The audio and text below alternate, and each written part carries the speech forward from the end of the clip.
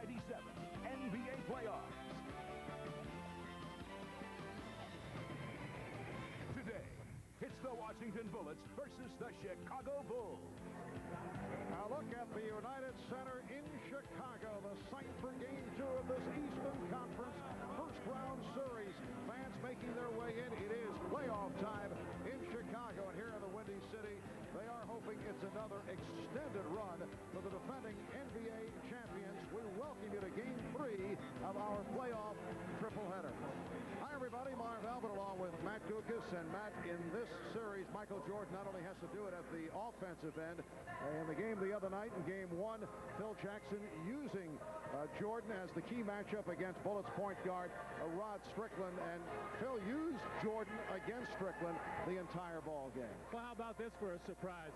Michael Jordan came to the rescue again and did it in a variety of ways at both ends of the floor in Game 1. Did it with drives to the basket and did it with jump shots. And Michael drew the tough defensive assignment on the penetrating Rod Strickland. He gets the jumper there, but Michael slowed him down in the last 3 quarters. Both players with near triple doubles. Strickland getting 10 of his 19 in the first quarter.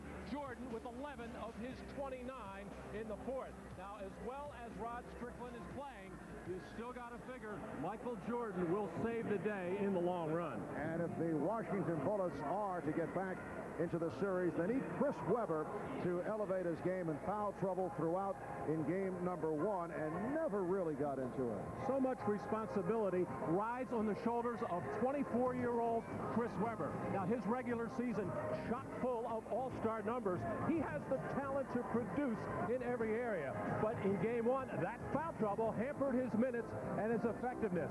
Now, Chris Webber has shown an ability to bounce back from disappointments. I got to think he's going to have a big game today. All right, so coming up, it's game 2 of the best of 5, the Chicago Bulls and the Washington Bullets.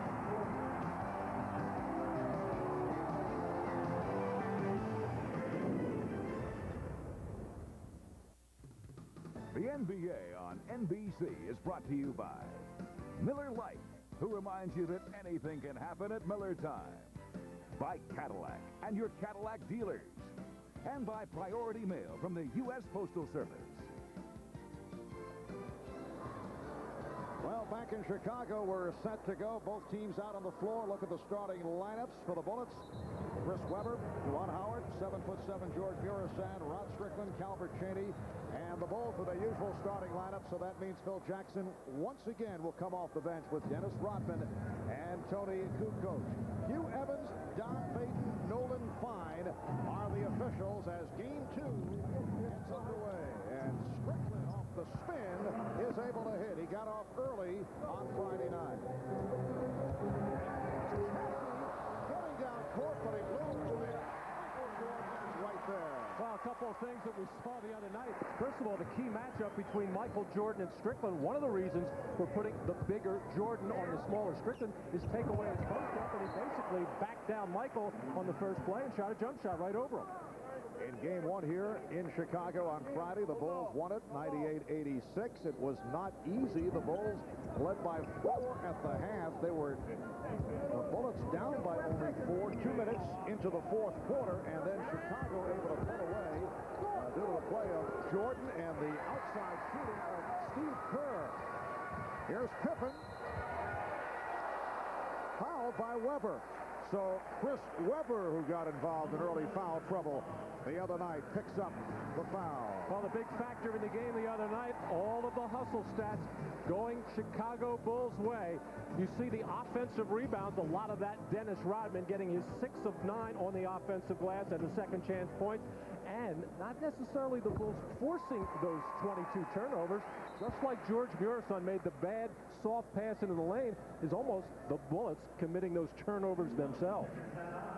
And an early 20-second timeout is taken by Bullets coach Bernie Bickerstaff. Dennis Rodman will be coming off the bench once again. He had an uneven performance the other day, making his return, played 23 minutes, just 1 point, 9 rebounds, was ejected. We talked about Rodman with Chris Webber. Dennis knows me. His antics and all that sideshow, just look at him as a 36-year-old man acting like a little kid. And I think he also knows that it's easy to be tough when the camera's on. A 36-year-old man acting like a little kid, says Chris Webber of Dennis Rodman. Well, Chris Webber has a lot more things to worry about right now besides Dennis Rodman.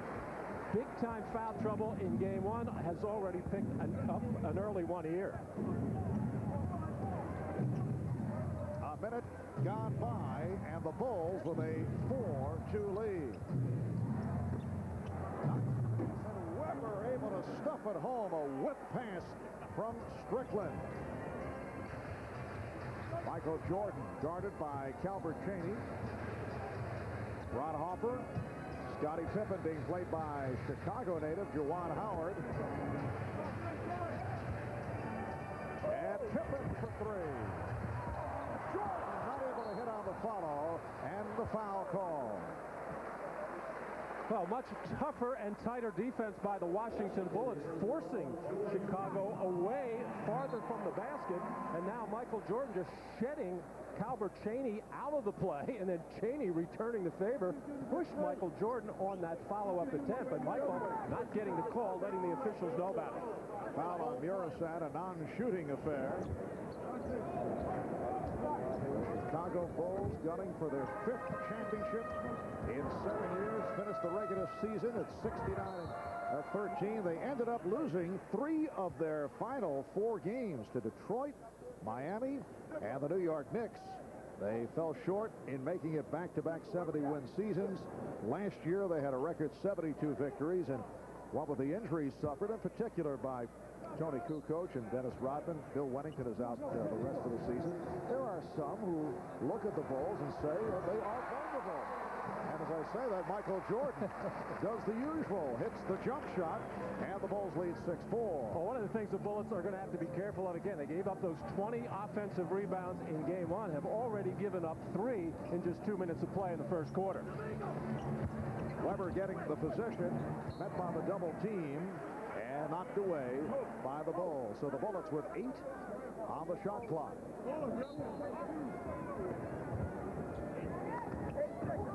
Webber able to get it into Murasat. Puts the move on Longley. Too many moves, and it's a traveling violation.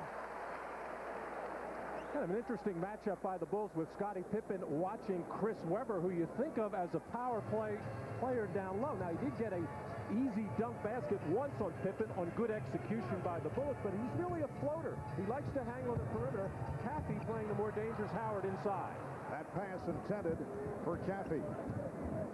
The Bullets finished the regular season in strong fashion. They finished up 44-38, qualifying for the playoffs. Final day of the season last Sunday in Cleveland as they beat the Cavaliers. Webber with the room. Yes, it's a 3 for Chris Webber, and the Bullets lead 7-6. Quick transition by the Bulls. Jordan coming up short.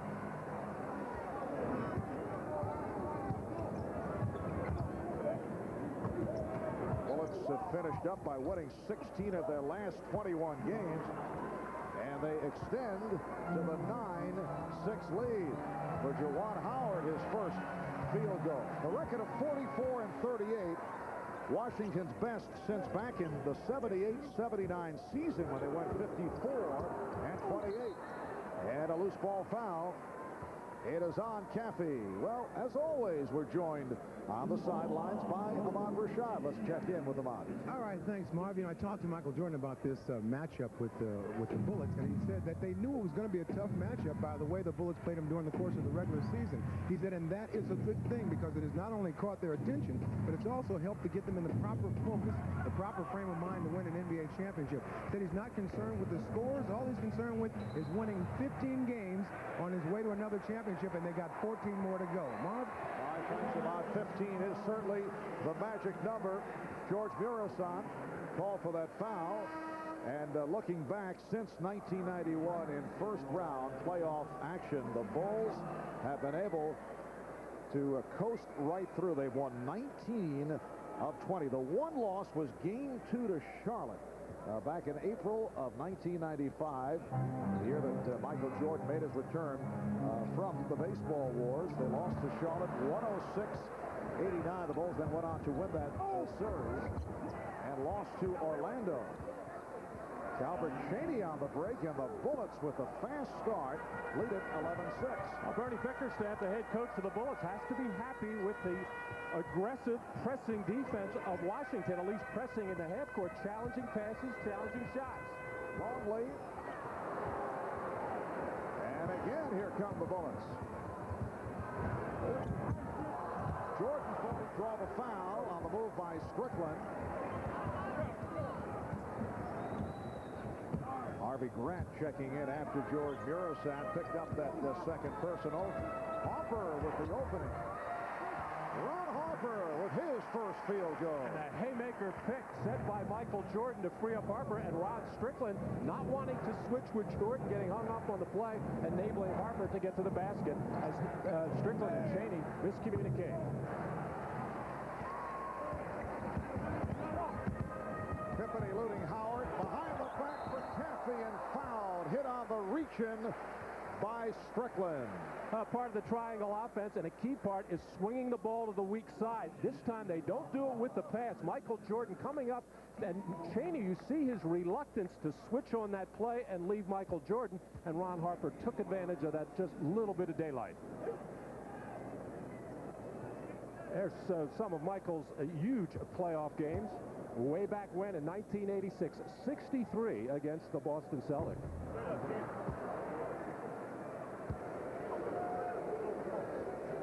Jason Caffey, who averaged 7 points, 4 rebounds. Solid season. Started 19 games, receiving the starting assignments due to the injuries and suspensions.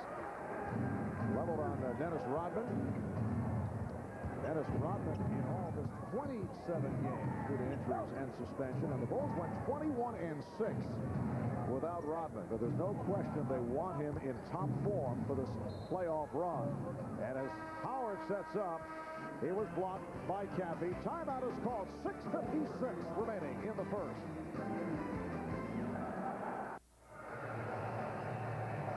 Chris Webber, the NBA Player of the Week this past week, helping the Bullets to a 4-0 stretch, making it to the playoffs. Had that huge game last Sunday in Cleveland. 23 points, 17 rebounds, with making the playoffs on the line, and hoping to turn it here today from what took place in Game 1. Well, big problems for Chris Webber in Game 1. He got into foul trouble, only able to play 24 minutes, and when 4 of your 7 shots are coming from behind the arc, well, you make 2. That's very good. But Chris Webber at 6'9" with those long arms has to get more inside.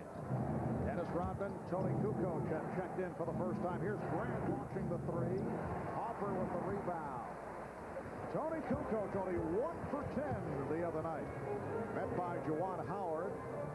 Dennis Rodman being chased by his good friend Chris Webber. And here's Michael Jordan.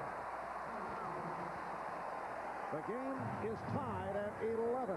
The Bulls are making a conscious effort of pushing the ball up the floor. They seem to have gotten a lot out of watching tape of Game 1, where the Bullets show a propensity to get back defensively very slowly. That pass surprised Cheney, but able to handle it and hit. Pass was thrown behind him. Good recovery. Bullets lead by 2 as they come up on the halfway point of this first quarter. The steal by Howard. It's a 3-on-2. Strickland with the Howard kept it alive. Bullets controlling the offensive board. Here's Webber with the hook. Good friends, Chris Webber and Juwan Howard. First of all, Howard jumped on the back of Webber to keep one of them alive, and they were battling each other more than the Chicago Bulls. Energetic, solid start for the Bullets. Harper, Webber off the board. And the pass, the outlet thrown away. So it goes back to Chicago. And Chris knows he made a bad one right there. Points to himself, and just by putting it in the one hand, the fundamentally unsound play, whipping the ball out there rather than the two-hand chest pass, where you get a little more snap to it, a little more direction, and you don't make those careless turnovers. Tony Kukoc has made it back from the strained right arch injuries, had problems with the foot all season. Passing on the 3, going into the drive. Yes, and it counts.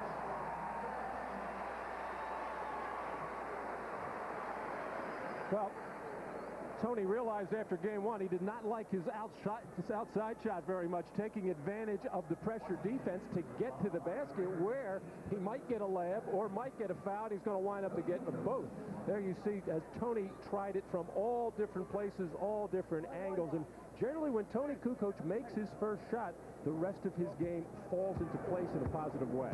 Last season won the six-man award, then kind of poked at it because he felt he could be starting more.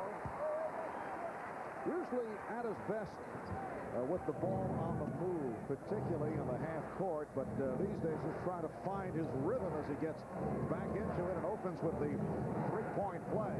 Bullets now lead 15-14. 5 minutes left in the first. Rodman, but he stepped out of bounds.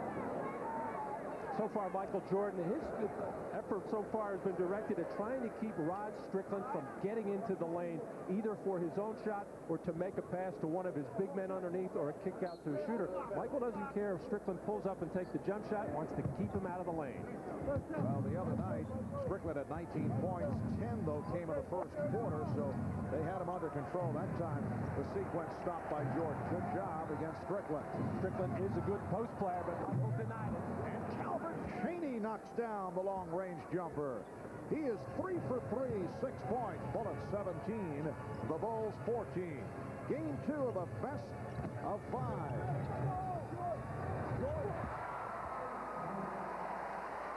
He's connected on 4 of 6. He has 8 points. Bullets lead by 1. Bullets have been a pretty good road team, 19-22 during the regular season. Strickland able to get inside, and the Bullets lead by 3. And in the regular season, they won 9 of the last 13 games on the road. The 19 road victories, most for the Bullets since back in 81-82. Jordan to the crossover, then had the shot deflected by Chaney. Bullets on the run. Chaney with the pull-up. Pippen, let's see. Hugh Evans looking for help on the call. Was it Grant or last touch by Pippen? Or perhaps a foul? Delayed call, but they say a foul on Grant. Well, Scottie Pippen looking for the outlet, and Harvey Grant coming across there. He thought he got all ball in the play. In fact, he thought he knocked it off Scottie Pippen. Hugh Evans, the lead official in the slot there, really wasn't sure what happened. Looked to Nolan Fine underneath the basket for help, and then Hugh decided to call a foul on Harvey Grant. Bullets over the foul limit. Scottie Pippen is 3 for 3 at the line. Well, Scottie Pippen, certainly no stranger to playoff experience. 139 games, 18 points, 8 rebounds. Always the playmaker, 5 assists, and just under 2 steals a game. So much has been made about playoff experience. It really helps when you have a good team and a lot of talent. If you have some talented players that have, or I should say non-talented players that have experience, it doesn't matter all that much. Bullets now lead by 1. Harvey Grant sitting down, replaced by Tracy Murray, who came off the bench, had a good one the other night, 13 points. Weber off the spin and draws the foul. Nice move by Weber going baseline. He was met by the double team and fouled by Hoffer. So Chris Weber to the line. Well, you can get the scoop on life in the NBA playoffs straight from the source, the players themselves, on NBA.com, the official website of the NBA. 4 players known collectively as the NBA.commentators. Buck Williams of the Knicks, Antoine Carr of the Jazz, Bill Wennington of the Bulls, Jim McElvain of the Sonics, ready to answer your emails. You can send in your questions and then check back for a new batch of answers every week throughout the playoffs. So you can log on and get connected to your favorite NBA players on NBA.com. NBA.commentators.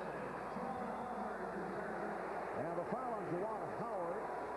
Juwan Howard grew up in the Chicago area, attended Chicago Vocational. I talked with Juwan earlier and asked how many tickets did he have to secure. He said 30. He also pointed out, paid for them all, friends and family on hand to root on Juwan Howard.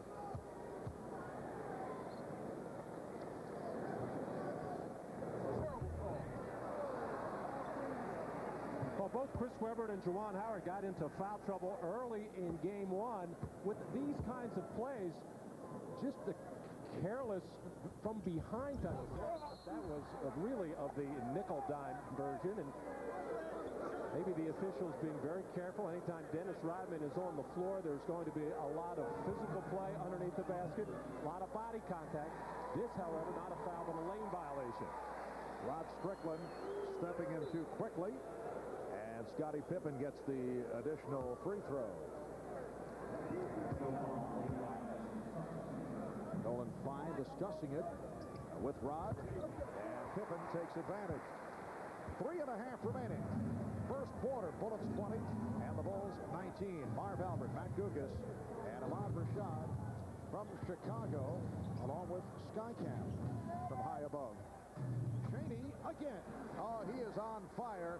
4 of 5 from the field for Calbert Chaney. Here's Pippen all the way. What a move on a changeup.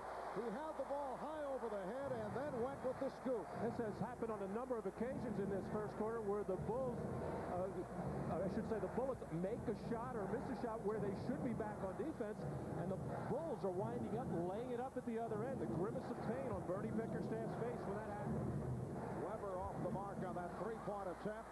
Bulls look to run. Pippen fires it down to Jordan. Met on the switch by Weber. You know Jordan wants to go right at it. He goes to the crossover, and then has it knocked away by Chaney. Timeout taken. 2:38 left in the first.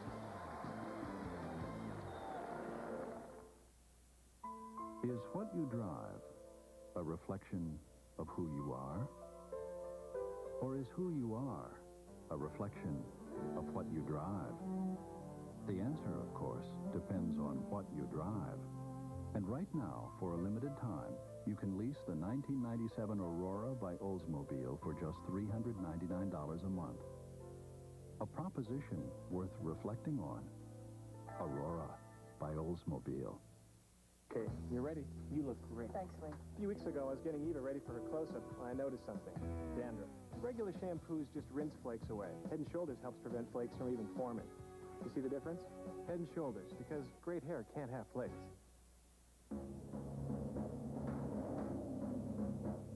Don't expect too much from yourself, Michael. Start on varsity. You can't play at the level of North Carolina. Be realistic. Forget the team. Think of yourself. Why go back to basketball? You'll embarrass yourself. Had enough? Just getting started. And this is a guy thing, right? Schick brings you the shaving system for sensitive skin. Is this a sensitive part? Designed to give a smooth shave with less irritation. Schick. Tracer FX. The sensitive type? I like that.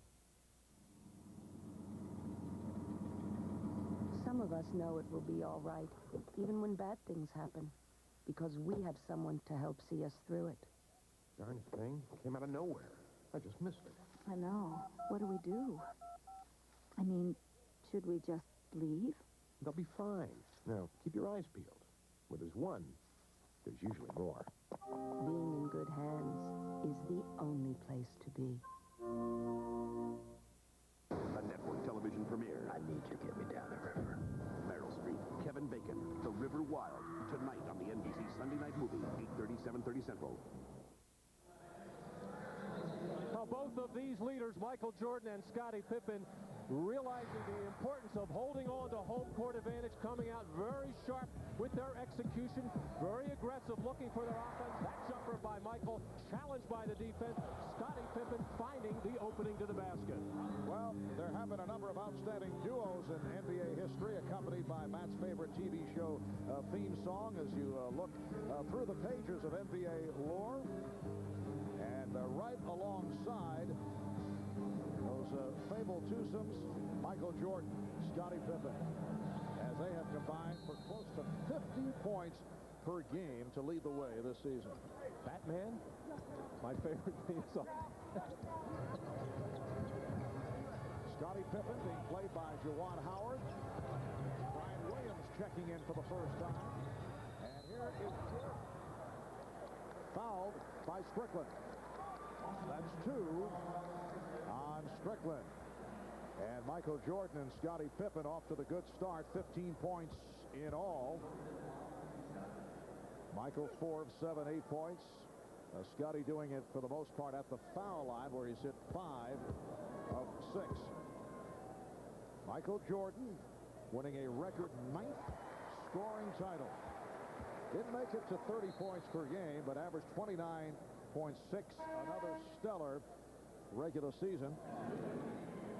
This is Chris Whitney, backup point guard, coming on for Rod Strickland. Whitney in his 4th year out of Clemson. Spent a couple of years with the San Antonio Spurs. And Steve Kerr hears it from the crowd. Major factor. The other night in game 1, provided a lift with 13 points off the bench. 4 of 5 did his damage to the Bullets in the 4th quarter. Hit 3 late three-pointers. Well, that's an efficient 13 points, doing it on only 5 shots. Phil Jackson making the quick move to get Steve in there when he has a comfortable matchup against Chris Whitney, who has struggled with his offense the last couple of months. Bulls by 1. Strong move. Yes, and it counts. Well, Calbert Cheaney, who began the season having all kinds of problems finding the range, then picked it up. His production was down at one point. He was averaging about 7 points per game, but he's picked it up recently and is off to the strong start in this first quarter. Well, one of the problems when you're guarding Cheaney on that side of the floor, obviously he's a natural left-hander, but prefers to drive right. But when the defensive philosophy is pushed to the baseline, you're really pushing Calbert Cheaney to his quick move with the right hand. Bullets 25, the Bulls 23. Cheaney leading the Bulls with 11. Michael Jordan leading the Bulls now with 12. And the game is tied at 25.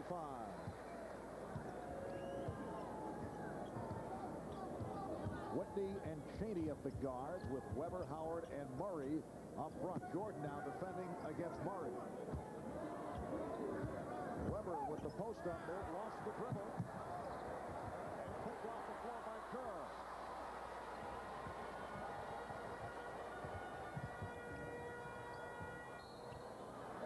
As Jordan found the open man on a double team, we get a whistle. And the call on Howard.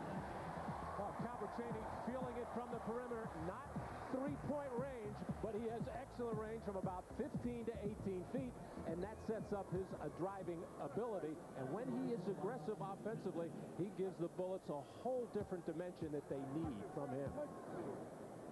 So with the Bullets over the limit, Jordan at the line is now 3 of 3 at the foul line. And a substitution for Washington. Lorenzo Williams checks in for the first time to give Juwan Howard a rest. Only a field goal, 2 points for Howard. Another reason by starting Michael Jordan on the quick penetrating Rod Strickland. All season long, Ron Harper, who was so good defensively last year against those smaller players who could get in the lane, has struggled this year because of off-season knee surgery. But Harper had a difficult time guarding Cheaney, who got off in this game. Weber got the step on Williams. Oh, the reverse stuff. Serving up a facial. Chris Weber ties the game at 27. 10 points for Weber, so a bounce back opening quarter for Chris Weber. Murray breaks up that lead pass. Just under 1 minute remaining in the first. Whitney sets it up. Weber passed on the 3. Michael Jordan took the charge. Well, Chris Weber giveth and he taketh away. Here he just blows by Brian Williams on the baseline. No help from the weak side. And these are the kinds of plays that gets Chris Weber in trouble. Out of control when he puts the ball on the floor, has his head down, does not see the defender. Actually wanted to make a pass on the play. Would have been a good one if he could have pulled up and stopped first. Here's Williams. Oh, beautiful move by Brian Williams. Bulls lead 29-27. That foul on Weber, his second, so he and Howard each have 2. Down to 20 seconds in the quarter. Weber pops it out to Murray. And Murray goes to the drive. Yes, and it counts. We have seen a series of spectacular shots in this first quarter. So Tracy Murray to the line. He's hit by Brian Williams. Well, actually, but not a bad defensive play by Tony Kukoc. When Tracy Murray has the ball, he is the most dangerous three-point shooter on the team for Washington. So Tony Kukoc took him off that, forced him to drive it. Michael Jordan went right over to Tony Kukoc to either congratulate him for that play or to get on him about not letting him beat him to the basket. It was kind of right in the middle there. But Tony Kukoc obviously showing signs of rust, not very mobile, not very quick. Same thing with Dennis Rodman. Tracy Murray, fifth year out of UCLA, the highest scoring high school player in California history, then had a prolific career with the Bruins of UCLA. We're down to 10 seconds left in the first. Bullets by one. Jordan beating Chaney off the dribble to set it up for Pippen. Three-pointer. Jordan missed the rebound at the buzzer. After one, here in Chicago, the Bullets 30, the Bulls 29. Chris Webber with 10 points, already surpassing his total of game one. And Michael Jordan opening up strong with 14. We'll be back with the second quarter in a moment. You're watching the NBA on NBC. The 1997 NBA playoffs.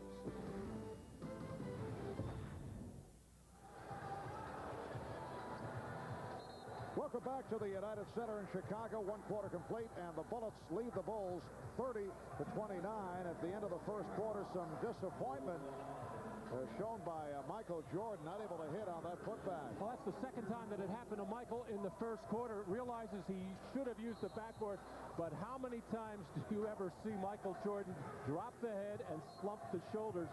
You just never see that kind of body language from Michael Jordan. He just might be human after all, Mark.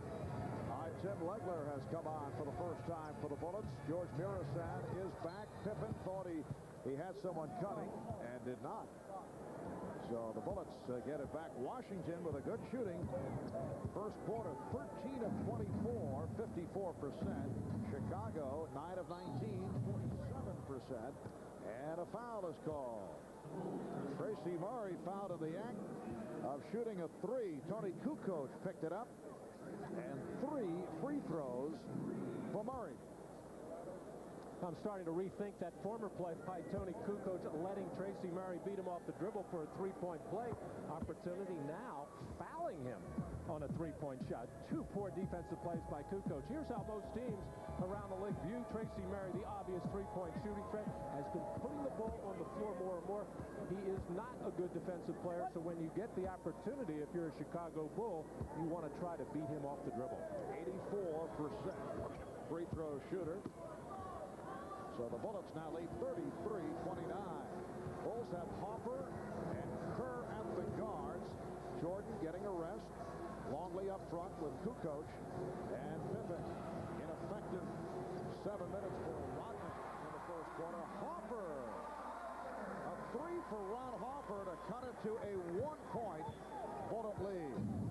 No question that Dennis Rodman still on the rusty side. In fact, did not have a rebound in that first quarter stint. 1 minute gone by in the second. Longley and Murasan battling for position, and the foul committed by Longley.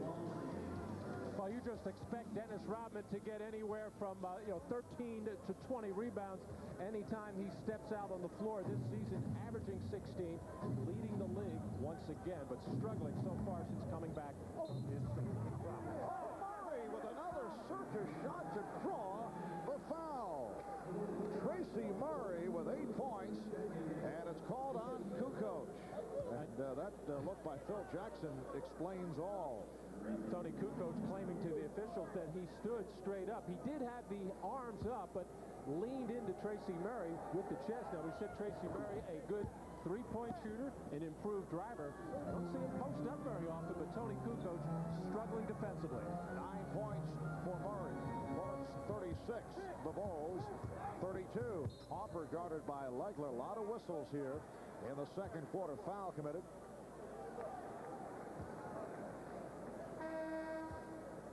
Tracy Murray off the ball there, not even guarding Scottie Pippen, but trying to help his teammate Juwan Howard, and bump the cutter, got caught putting that arm and elbow out. Murray called for the foul his first. Now Kukoc looking to post up, then goes to the fadeaway.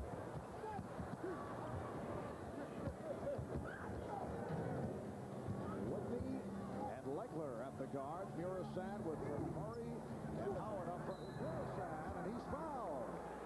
He was hacked. He'll go to the line. Foul on Longley, his second. Well, obviously, Big George at 7'7", not a very mobile player, but once he gets his 2 feet in the paint, he takes up a lot of space, and 7-footer Luke Longley just dwarfs in comparison. Very hard to keep George out of that lane. Last season, George Murison, the most improved player, having a terrific year. Jimmy Lynam, a big factor in bringing around George, struggling this year because of injuries early in the season. Yes, a knee injury set him back, averaged 10 points per game this year. Finished the season missing the last 3 prior to the wrapper against Cleveland last Sunday because of a bad back. And the Bulls way off. Foul is called. On the break, Scottie Pippen getting down and called for his first. Well, the Bullets have looked sharp, and the Bulls have not. An interesting statistic in the fact that George Murison, by being in this game defensively around the basket, the Chicago Bulls just 3 for 9 from the field while he is in the game. And Jimmy Lynam used to say that when George was on the floor, that opponents' field goal percentage was in the high 30s. When he was out of the game, opponents would shoot in the high 40s. He makes a big difference at the defensive end, and he is an effective offensive player himself as far as percentage is concerned. Number 1 in the NBA this year at 60%. Well, we've barely played 2 minutes of the second quarter. Already Chicago is over the foul limit and trailing by 7. Well, Kukoc on the putback. Tony Kukoc with his second field goal. Bullets 39 and the Bulls 34. Bernie Bickerstaff providing a rest for 2 of his star players, Chris Webber and Rod Strickland. Juwan Howard one-on-one with Scottie Pippen. Pippen broke it up.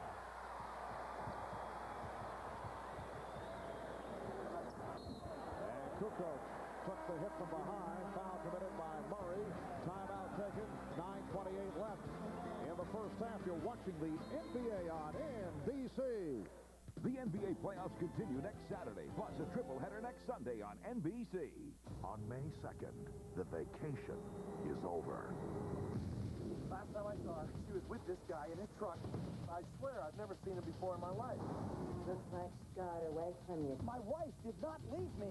Get down on the ground. Until you live it, Where is she? you'll never know what hit you. Kurt Russell. You better pray she's alive. Breakdown. Rated R. Starts Friday, May 2nd everywhere. Nelson reunion? Presenting a new family of cars for 1997 from a new era at Mitsubishi. Nelson family. A wide range of rugged sport utility vehicles. The Nelson? Straight ahead. Red-hot sports cars and refined new sedans. Great new cars for everyone, because no 2 people are... Nelson reunion? exactly alike. The new family of cars from Mitsubishi, built for living. FedEx will come to your office to pick up your 2-day package for an extra charge. UPS will come to your office to pick up your 2-day package for an extra charge. The U.S. Postal Service already comes to your office every day. So we'll pick up your priority mail 2- to 3-day package for free. So, what's your priority? Switch to Priority Mail from the U.S. Postal Service.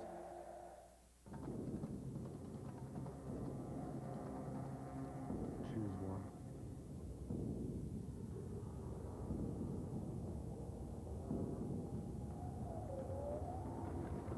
Powerade. Power to working muscles when you need it.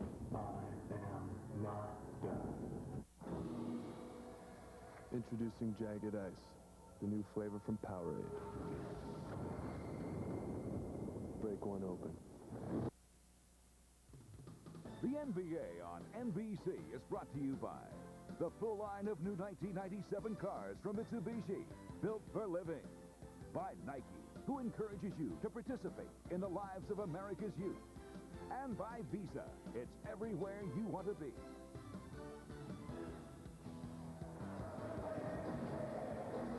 Beautiful 64-degree day in Chicago. Did rain some earlier. We are indoors at the United Center. The usual capacity crowd on hand, better than 23,000.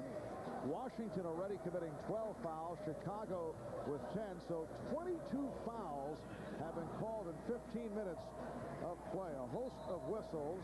It has been a very slow-moving first half. The Bullets lead 39-34 with 2.5 minutes gone by in the second quarter. Marv Albert, Matt Guokas, and Ahmad Rashad from the United Center. Michael Jordan is back, as is Dennis Rodman. Jordan off the bench and immediately hits the baseline jumper. He has 16. The Bullet lead is now 3. Well, the Chicago Bulls immediately spotted Tim Legler, not a very strong defender in the post, going right inside to Michael Jordan, and Michael took advantage of it. Weber and Strickland have also returned. Here's Murray around Kukoc, and Tony Kukoc is having a very difficult time with Tracy Murray, who's been able to score at will. Murray has 11. Bullets 41. Bulls 36. Strickland is guarding Kerr. And again, Legler on Jordan. The foul is called. Tim Legler has made it back from a knee injury. Legler called for that foul.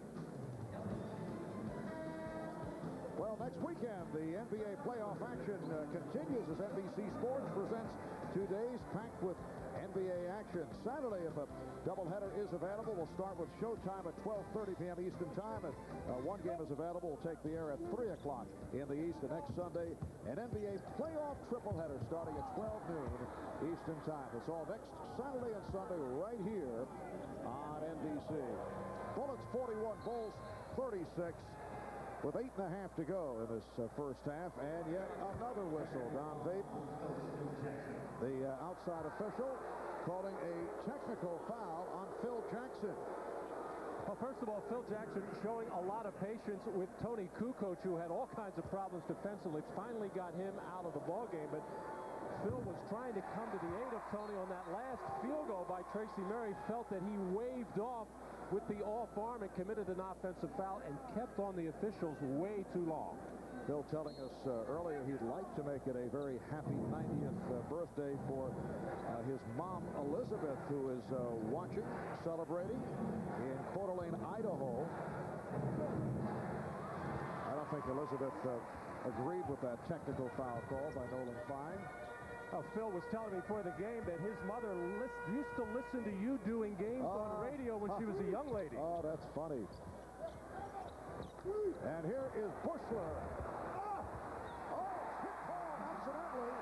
Chris Webber. Looked like Webber got a piece of it. And we'll have to see who will receive credit. But the Bullets now lead 41-38. Murray hitting again. Matt, what is so sad is that you are 7 years older than me, yet you continue with the cheap jokes. It's incredible. You love them. Bullets by 5.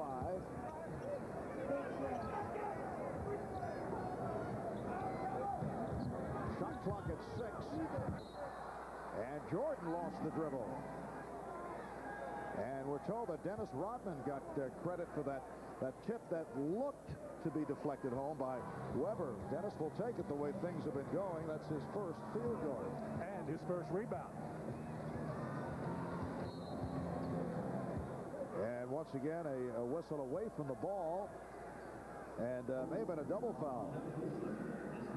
No, apparently just Bushler called for the foul. Oh, there's the jump shot by Jed Bushler, but actually Dennis Rodman behind Chris Webber on the play, trying to go up one-handed to snatch that rebound, wind up just tipping the ball in the basket, and Rodman gets credit because he was the closest Chicago Bull to the ball.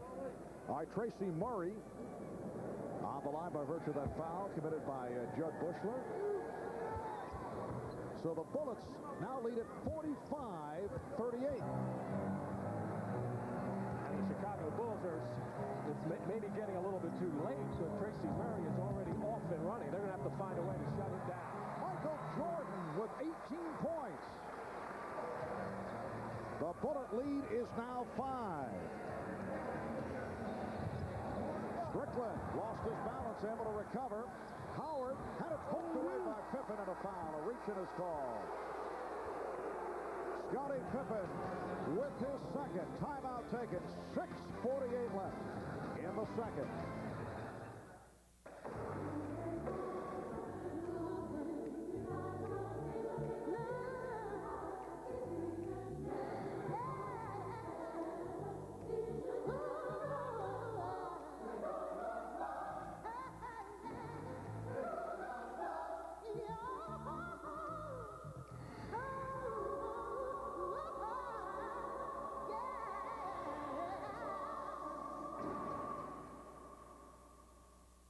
The Mitsubishi Eclipse Spider GST. Vorrei del pane tostato. Vorrei del pane tostato. The perfect way to express yourself in any language. Dove sono le valigie? Dove sono le valigie? Il buon gusto, sei bella e parli italiano. Buon talk, vorrei una festa de valigie. Ciao. The 1997 Eclipse Spider and Coupe Mirage and 3000 GT. The family of sports cars from Mitsubishi. Built for living. And so, after 35 years, I returned to Russell, Kansas, to my friends and my family, to that very special place where they always called me by my first name. Great lunch. Barb, take a check. Of course, Bob. Can I see some ID? Driver's license? Considered the Visa check card? It automatically deducts from your checking account everywhere Visa's accepted. No ID needed. It works like a check, only better. I just can't win. Okay, here we go, Blue. Pop. Double leg. That's your shot. Yeah. Good job. Way to go right there. 2. Got a shot. Got a shot. Oh, got it right. Yeah. Come on, roll. Nice. Yeah. Nice. Stay with it. Stay with it. Yeah, I got you. Happy. NBC Wednesday. At a special time. Oh, righty. 8/7 Central. Ace Ventura at a special time. 8/7 Central. NBC Wednesday. Well, Tracy Murray, who had a good one off the bench on Friday night in Game 1, has done it again. 12 of the Bullets' 15 points in the second quarter have been scored by Murray. And basically with the same play time and time again, Tracy Murray just going down to the baseline, coming off either big man on either side. And right now with Steve Kerr matched up against Rod Strickland. That's a very tough cover for Steve because Strickland has that ball handling ability to just take it wherever he goes. And that makes the pass now easier to Tracy Murray. So Bushler, Pippen, and Jordan are all going to have to work together and probably do some switching out when Tracy Murray try to deny him the ball. Juwan Howard has had a very quiet half, 1 of 5 from the field. 21 points the other night. This, the finale of our triple-header coverage earlier today. Miami beating Orlando 104-87. Tim Hardaway had 20 points, 11 assists. Miami goes up 2-0 with the series headed to Orlando Tuesday night for game number 3. Michael Jordan with 20 points. And the Bullets now lead 47-42. And the Lakers made it a 2-0 lead on Portland. Seen earlier here on NBC, 107-93. Another big day for Shaquille O'Neal, 30 points. And the Bulls showing some signs. Scottie Pippen cuts it to a 3-point Washington lead. Timeout is called by the Bullets. 6:07 remaining in this first half.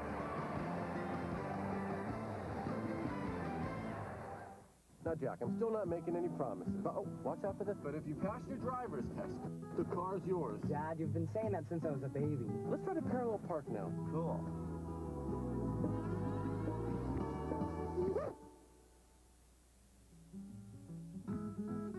1997 Mitsubishi Galant. Reliability other cars only dream about. The Galant, Mirage, and Diamante. The family of sedans from Mitsubishi. Built for living.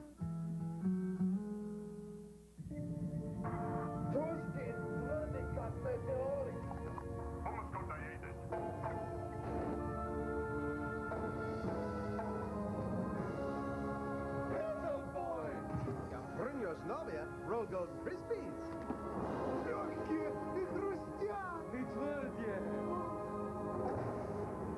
Brewskis?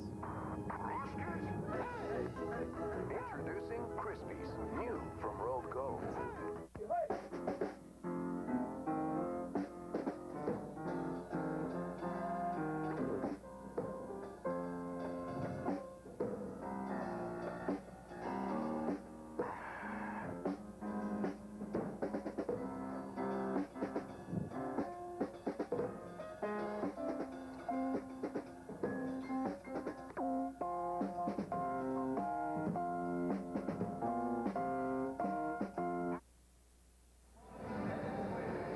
Pippen has been trying to push the ball at every opportunity. Keep an eye on Dennis Rodman and Juwan Howard running down the floor. Dennis Rodman getting away with a moving screen there just to pick off Howard to enable Scottie Pippen to get to the basket.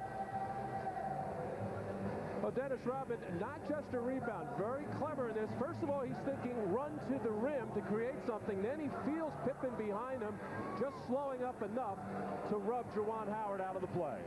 Dennis Rodman has played 10 minutes.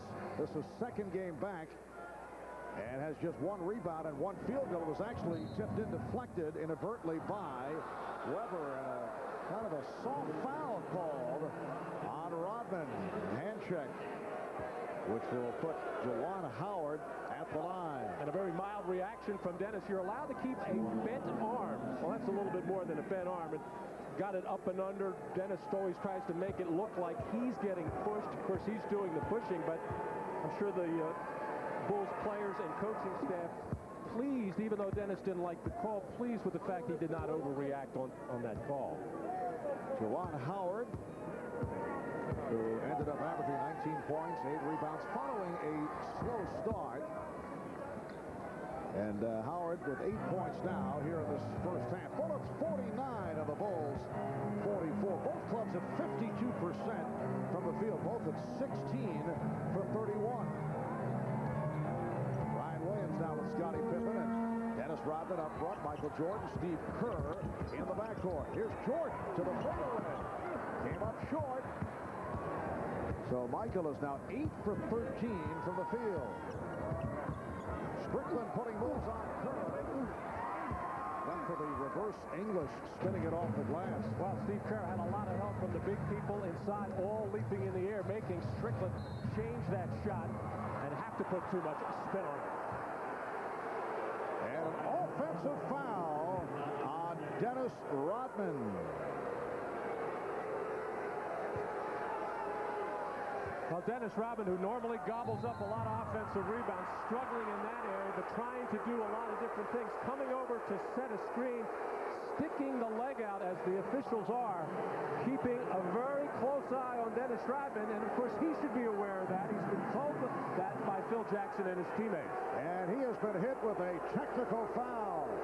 Rodman didn't like that last call, continued the discussion and hit with the tee. He was hit with the 2 tees on Friday night, leading to the ejection. Of course, not saying anything, but the obvious clapping of the hands is going to show the officials up. That's an easy one in this particular climate right now, where all eyes of the officials are going to be on Dennis Rodman. No crew is going to want to be shown up by Dennis Rodman. Bullets by 6 with the ball.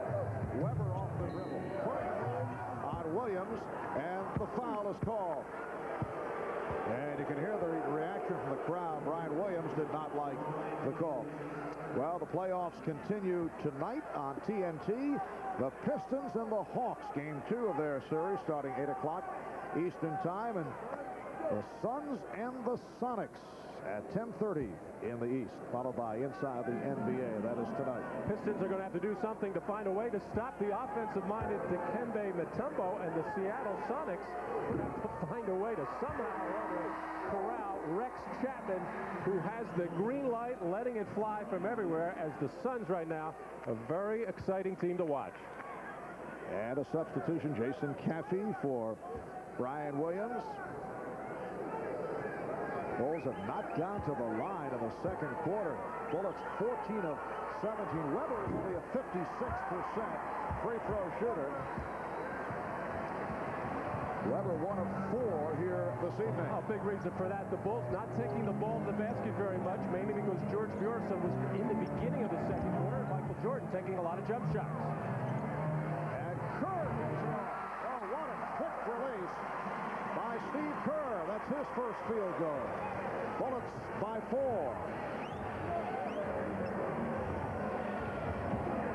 Kerr off the steal. Pippen with the ball play. And hit. So Chicago within 2. Bullets have led by as many as 7.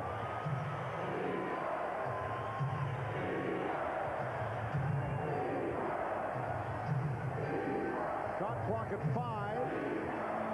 Forcing. Howard with the rebound and the bucket. It shows you how Dennis Rodman, just out of sync, going for that ill-advised shot by Chaney, although he had to rush it to beat the shot clock, tried to jump and catch it, mistimed it, giving up the offensive rebound and stick back to Howard. Jordan, 22 for Jordan. The Bulls here at home during the regular season won 39 and lost only 2. The 2 losses to Miami, then the final day of the regular season, beaten by the Knicks. Weber with 12 points. And the Bullets lead 54 to 50. Chicago with the best home record in the league. At one point, they won 32 straight.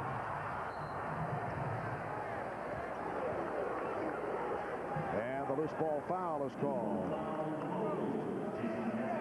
Well, the last 2 regular seasons, the Chicago Bulls pair of 39-2s, losing last game at home in both years.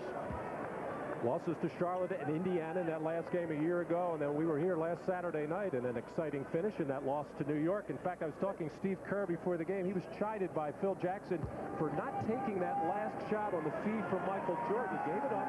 Scottie Pippen took a wild shot wide left, but once Phil Jackson saw the replay, he realized that Steve Kerr was not open. Man was running at him, but he wanted Steve to fake that shot, put it on the floor, and shoot the ball anyway. And what it has done has made Steve Kerr a more aggressive offensive player. He's looking for a shot more and more, only taking 2 so far in this game, but he's not going to pass up any open shots. Well, we saw the aggressive look by Kerr in game 1 on Friday night, and was able to find the shots in the fourth quarter. Bullets 56 and the Bulls 50 as we come up on 3 minutes remaining in this first half.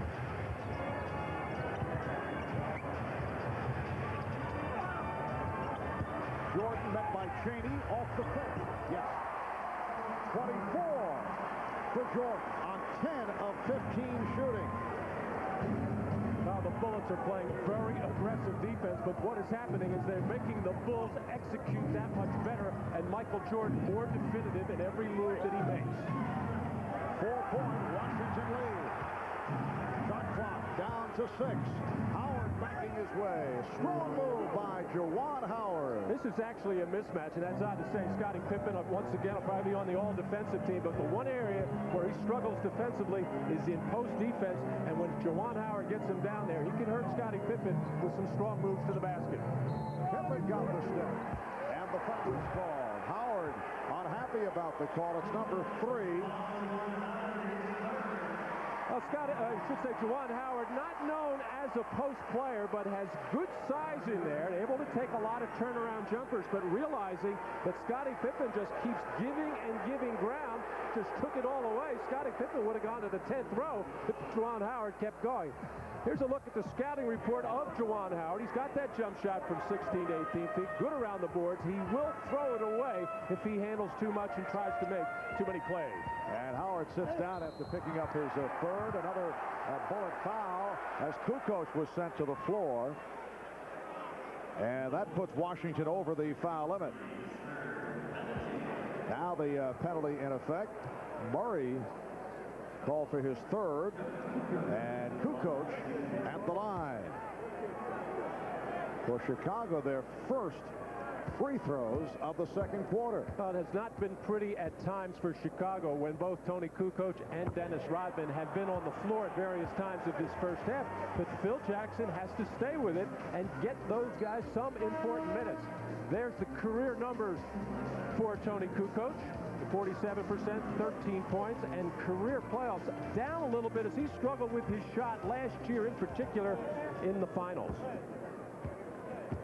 Tony Kukoc bothered by the injured right foot. Good portion of the season. Bullets 58, the Bulls 53 as we come up on 2 minutes remaining in the first half. Harvey Grant is back, as is Tim Legler. Strickland.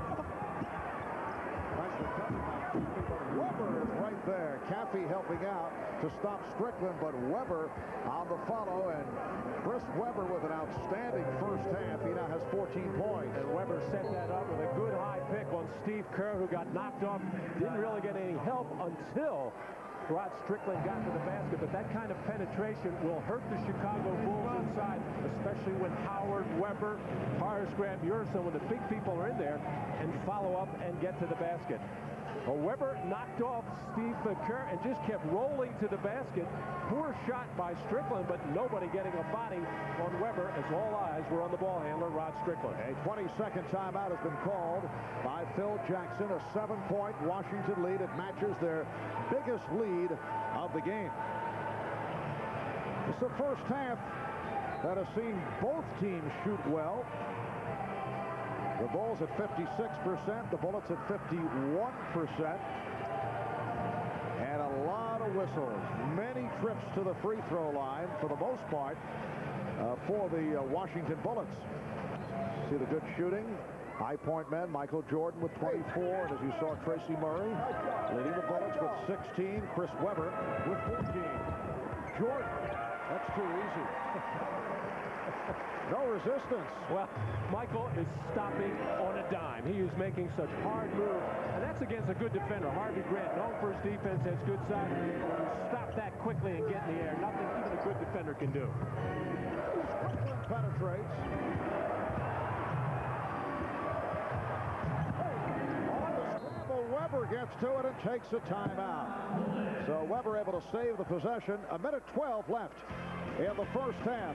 Bullets lead by 5. You're watching the NBA on NBC. After conquering Earth for 30 years, it was time to comfort it. Introducing the all-new Mitsubishi Montero Sport. What are you doing? Forgot to shave. A remarkably smooth-riding sport utility vehicle. The Montero Sport. It puts a new face on SUV comfort. Not bad. Hey, you missed a spot. The 1997 Montero Sport and Montero from Mitsubishi, built for living.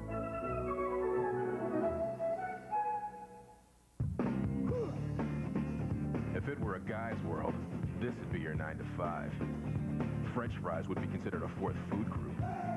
And you'd be so cool, you'd never sweat. But in the real world, guys sweat 40% more than women. Guys need the protection of Speed Stick Gel. No other gel keeps you drier, cooler, or more protected in this world, or the world where this is a career goal. Speed Stick Gel. It's just for the guys. My father, both my brothers, my kids will probably have thinning hair. Losing my hair was probably one of the most traumatic experiences in my life. But the great thing about Rogaine is you can interrupt nature. You can stop it. And Rogaine is proven to work. It goes right to the root to grow hair. About 4 months later, my wife walked by and she just was, hey, wait a second, you're growing hair. And since then, I've stayed with Rogaine, and my hair's really filled in. Check this out. It's great. I'm a user for life.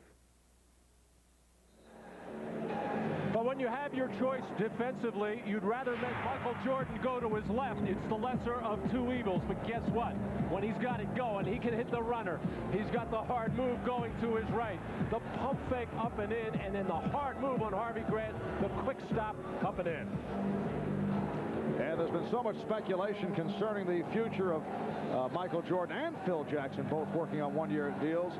Last week, Jerry Reinsdorf, the Bulls chairman, quoted regarding that $30 million contract, said, "I can afford it. If we pay that much money again, we won't go to the poorhouse. I want Jordan back," said Jerry Reinsdorf. It has been indicated that Michael Jordan, Phil Jackson have an unwritten agreement to remain together. 2 seconds on the shot clock. And Weber got it off. Strickland gets the new 24. So many subplots to what may happen. A 3 for Weber. 17 for Weber in this first half. And the Bullets have a 60-55 lead. Longley had it knocked away, recovered by Caffey.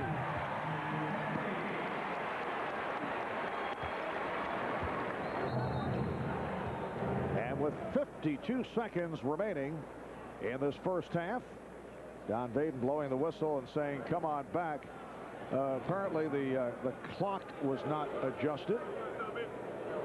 This arena going silent, wondering what the whistle was all about. They wanted to restart it. The scoreboard was also incorrect. It is 63-57 Bullets. Strickland for 3. Pippen battling for it. Pippen had to save it. Jordan off the fake. Weber got a piece of it, and a foul committed by Legler. Basket will not count.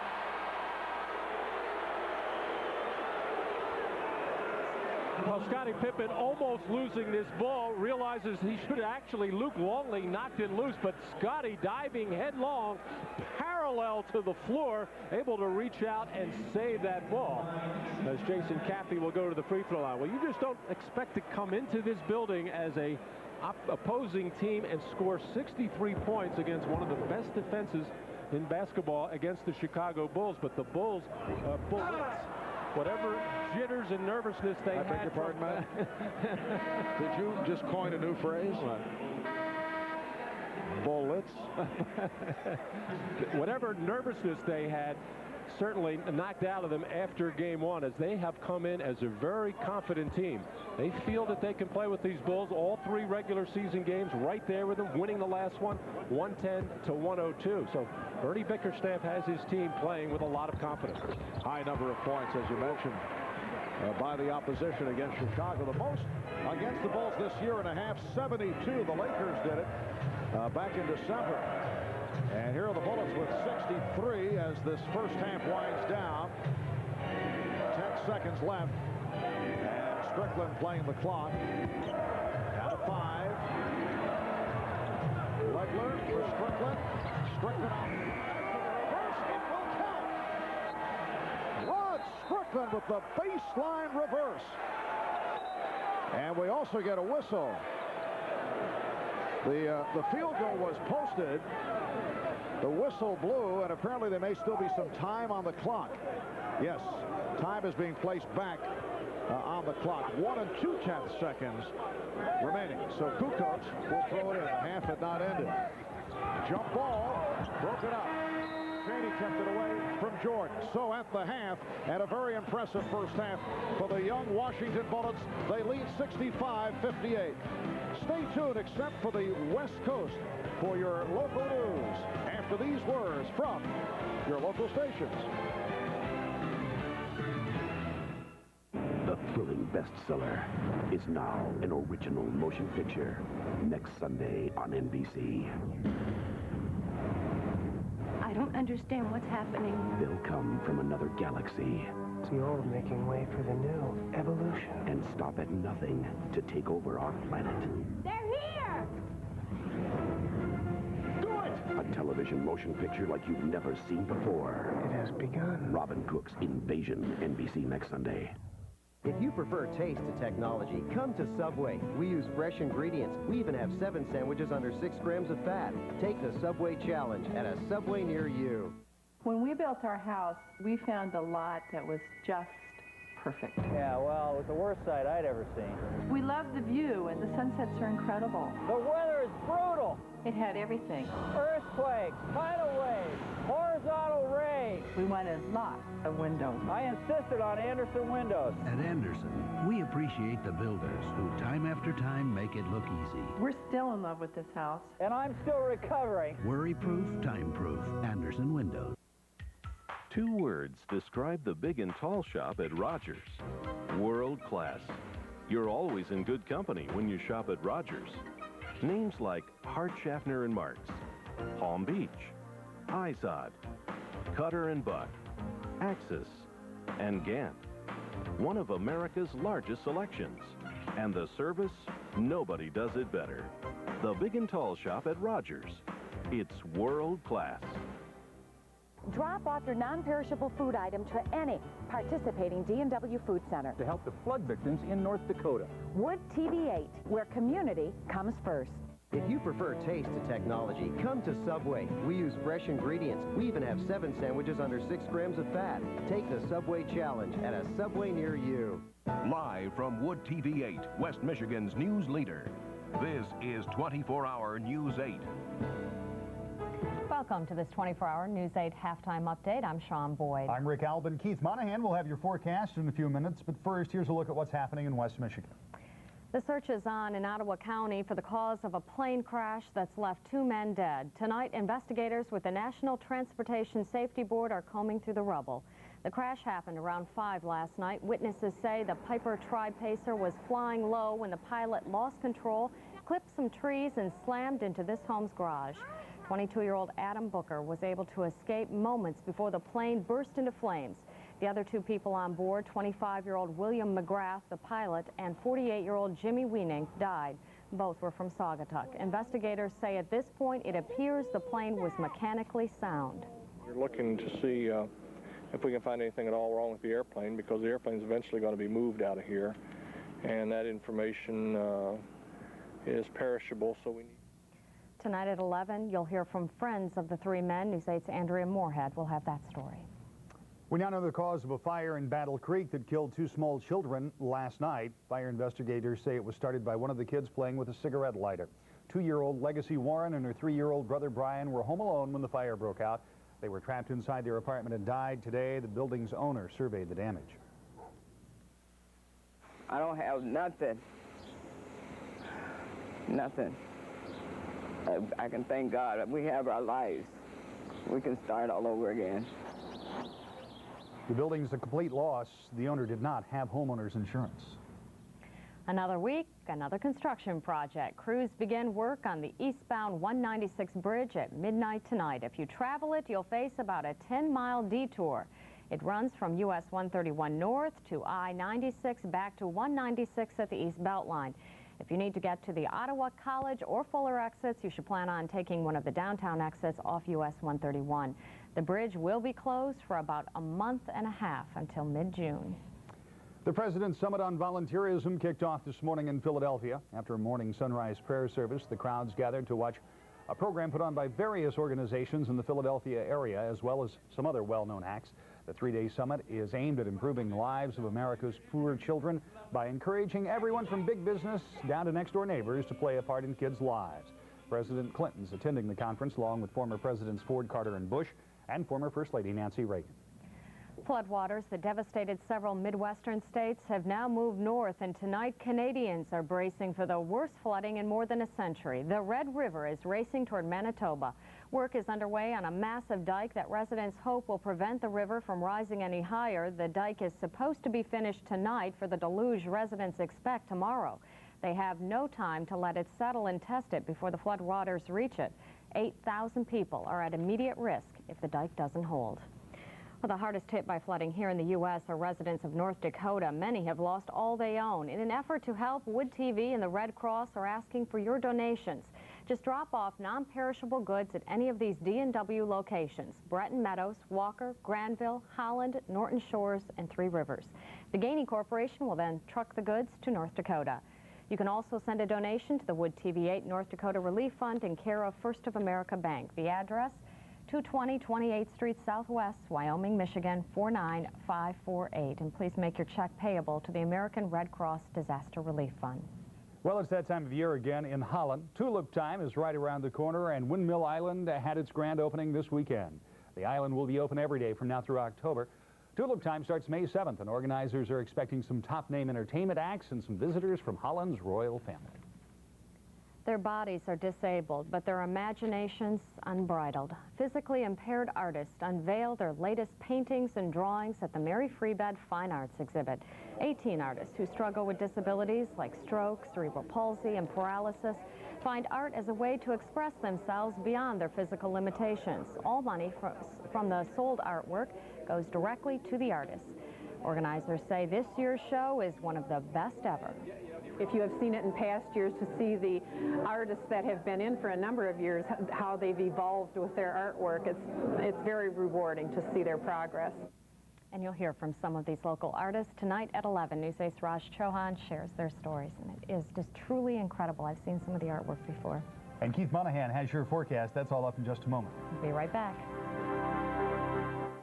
Want to hear what I've got for you? The Double Deluxe from Hot and Now. It's back for only 99 cents. No limits, no gimmicks. 2 juicy patties with all your favorite fixins'. Double beef. Double value. Now just 99 cents at Hot and Now. They're going fast. What are you waiting for? Dive into your favorite Hot and Now items anytime. We're open late, day or night, Hot and Now.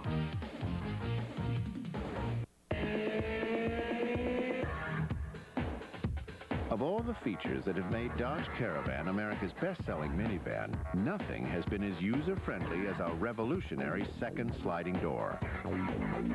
And now, you can get this second sliding door at no extra charge.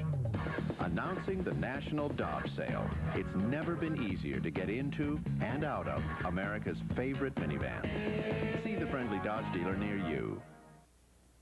Good evening and welcome back. Well, after a sunny start to our weekend with temperatures in the 60s across the area today, or rather yesterday, a few clouds moved into the area during the day today. A couple of sprinkles, temperatures generally in the mid to upper 50s from our weather watchers. 56 degrees from Steve Dykstra in Wyoming, and Dan Treef down at Ostemo reporting 54. Outside right now at the Kent County Airport, we've got mostly cloudy skies, a few isolated sprinkles out there. The temperature is 54, dew point 32, so quite dry. Relative humidity is 43%, pressure is 29.89, and is falling in northeast winds at 10 miles per hour. Officially, no precipitation reported since midnight at the Kent County Airport. Well, as we take a look at our state radar for the last 12 hours, well, it looks like a lot of rainfall just off to our south and southwest. Really isn't making it to the ground. Much the same situation as we've seen for the past 4 to 5 days with a very dry atmosphere. Now with these darker greens, we're seeing a few of those sprinkles make it to the ground in parts of southwestern lower Michigan, and that'll be the case over the next couple of hours as a couple of weather systems are moving out to just to our south and southeast, and another cold front moving in from the north and northwest. In fact, a few thunderstorms erupting along that cold front across parts of the upper Midwest and western lake states. And there's the moisture associated with a weak trough that's just off to our south. That'll continue to move to the east and southeast, and the cold front will continue to move to the south and southeast as well. But for the day tomorrow, look for high pressure to build in across the area. So we may start the day with a few clouds and then look for mostly sunny skies during the afternoon, with temperatures back up into the 60s, a few more showers possible by the middle of next week. Your forecast then for tonight, look for cloudy skies, a few scattered showers with lows of 38 to 43, southeast winds turning southwest at 4 to 8. And for tomorrow, look for skies to become mostly sunny after a few morning clouds with highs of 59 to 66 degrees. We'll have more a little bit later. Sean and Rick, back to you. All right. Thanks, Keith, and thanks for joining us. I hope you'll tune in again at 11. We'll be back. And we're going to send you back now to the Bulls and the Bullets. Enjoy the rest of the game.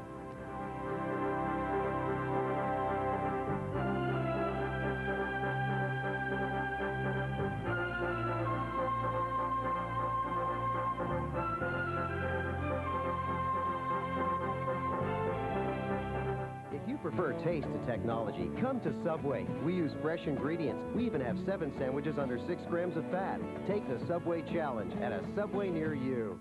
Ever driven an MTD yard machine at Lowe's Home Improvement Warehouse? Well, go ahead. Sit down. You've got a 42-inch deck with mulching option, shift on the go transmission. Let's hear your engine, huh? Vroom, vroom, vroom, vroom, vroom. Come on, you got 18.5 horses in there. Vroom, vroom. Sure, we're passionate about lawn and garden equipment, but we're just as passionate about low prices. Why do you think we're called Lowe's? When it comes to home improvement, Lowe's knows. Gosh, it would be wonderful if all the other carpet stores in town became hamburger joints, and then there'd only be Buddy's Carpet, and no longer could people overpay for the same carpet somewhere else. Heck, I'll even go flip hamburgers for them. But no matter what, people have to know that right now we have crazy low prices on Monsanto wear-dated carpet with no interest or payments for a year. People have to somehow get to Buddy's Carpet before Wednesday night. Drop off your non-perishable food item to any participating D&W Food Center. To help the flood victims in North Dakota. Wood TV 8, where community comes first. Every month, every year, the bills add up. Common Point Mortgage can use your home equity to consolidate your bills to one monthly payment. Or provide the additional funds you need right away, even if your credit isn't perfect. Call Common Point Mortgage toll-free for same-day loan approval and get on with your life. If you prefer taste to technology, come to Subway. We use fresh ingredients. We even have 7 sandwiches under 6 grams of fat. Take the Subway Challenge at a Subway near you.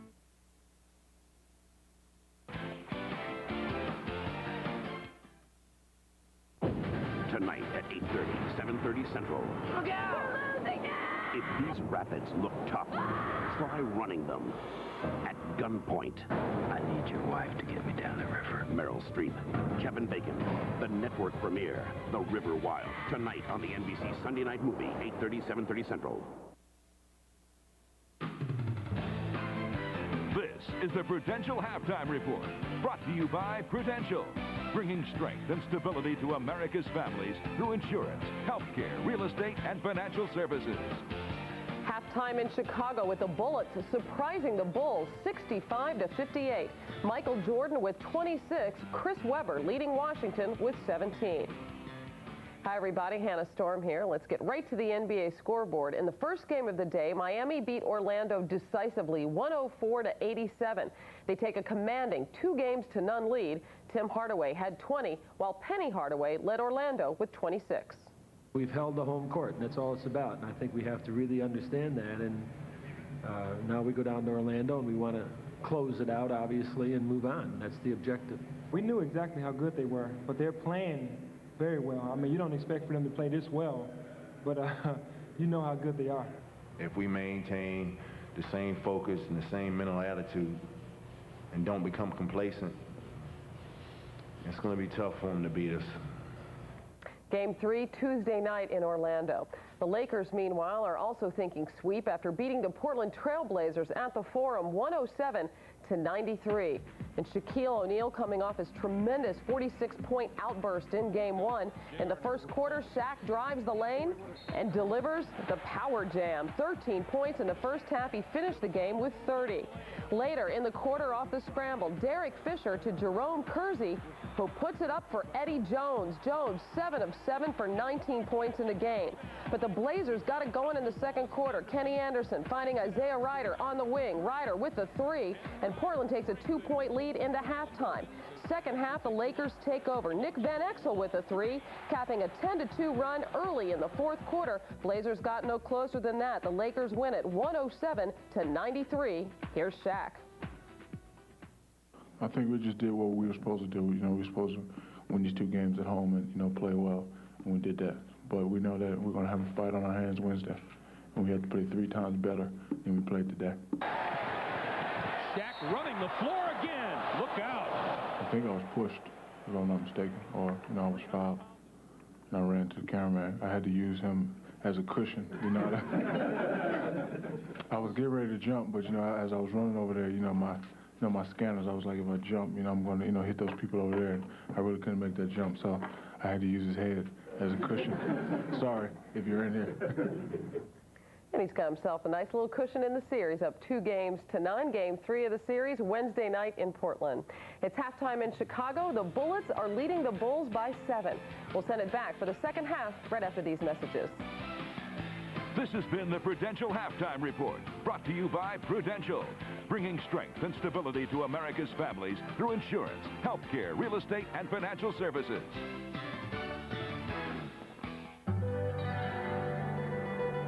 Prudential has helped protect and support families for over 120 years. With the largest capital base of any life insurance company in America, we've always been there for families, paying over 85 million claims. Today, Prudential touches 1 out of every 5 people in America. People think we have quite a history, but all we've ever really done is help insure the future. The Rock, we've been there, we'll be there.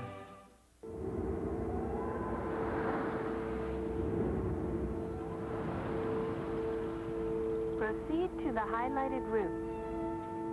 Left turn ahead. Destination.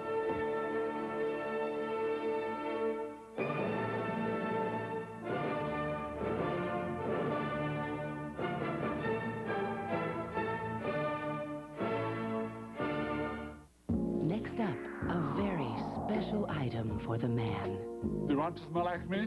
George Mirasan Cologne. Hey, who wouldn't want to smell like you, George? I know I would. Makes a great gift item. I'm waiting for your call. Our operators are standing by. Not going anywhere for a while? Is that cabbage, George? Yeah, chicks dig it. Grab a Snickers. Call now. Welcome back to the United Center in Chicago. For those of you who may have just tuned in, that is a surprising score. The Bullets leading the Bulls at the half, 65-58. And Matt, a very strong first half for the Washington Bullets, and apparently solved the turnover problem. They had 22 in Game 1 on Friday night, only 6 in the first half here tonight. And they kept the Bulls off the offensive glass as well, only 7. But clearly, the Washington Bullets have been the more aggressive team, getting 24 free throws to 17 for Chicago. And 65 points, a enormous number to score against Chicago, particularly here in Chicago. Look at the Miller Lite halftime stats. Both clubs shot well. The Bullets overall were 50%, 22 of 44, and spent much time at the foul line, 19 of 24 at the line, 2 of 6 from downtown for their total of 65. The Bullets, 21 of 33 from 2-point range, only 1 of 6 from 3-point land, 13 of 17 at the line. Overall, 56% shooting for Chicago. They were red hot in the second quarter, although they are trailing.